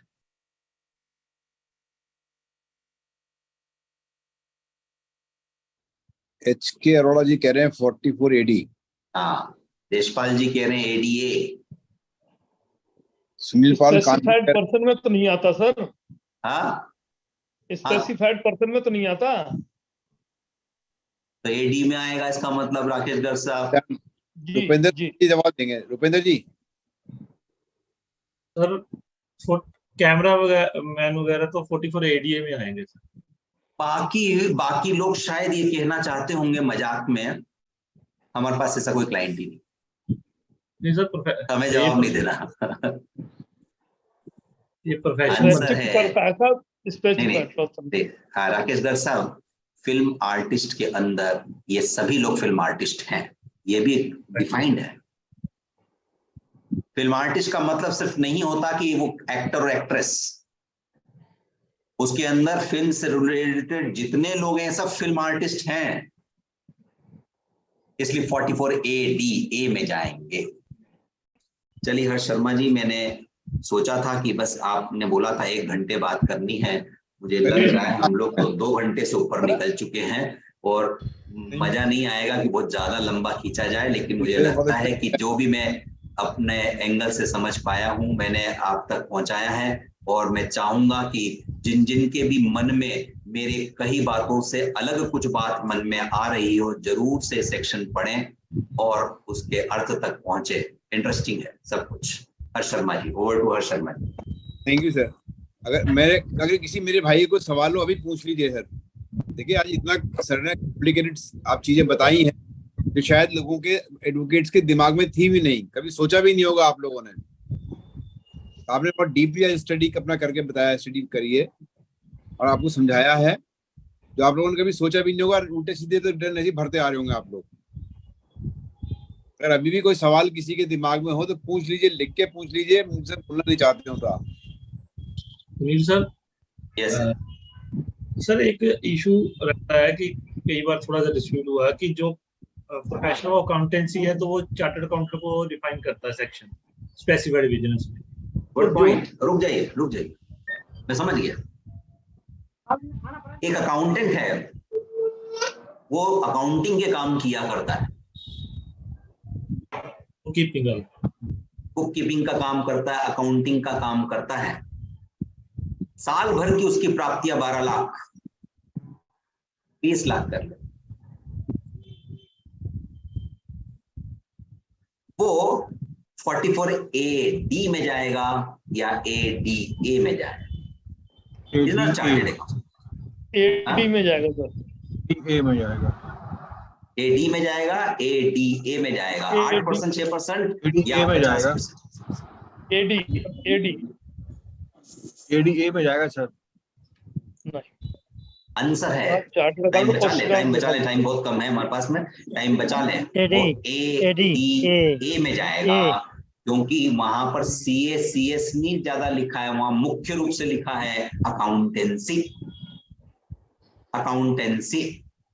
तो उसमें अकाउंटेंट्स भी आ गए, उसके अंदर CA भी आ गए, CMA भी आ गए। कंपनी सेक्रेटरी को अलग से स्पेसिफिक प्रोफेशन में लिखा है, इसलिए वो अलग से आ गए। ठीक है रुपिंदर जी, यही था क्वेश्चन। आज वेबिनार में उपस्थित सभी अपने सम्मानित साथियों को मेरा प्रणाम।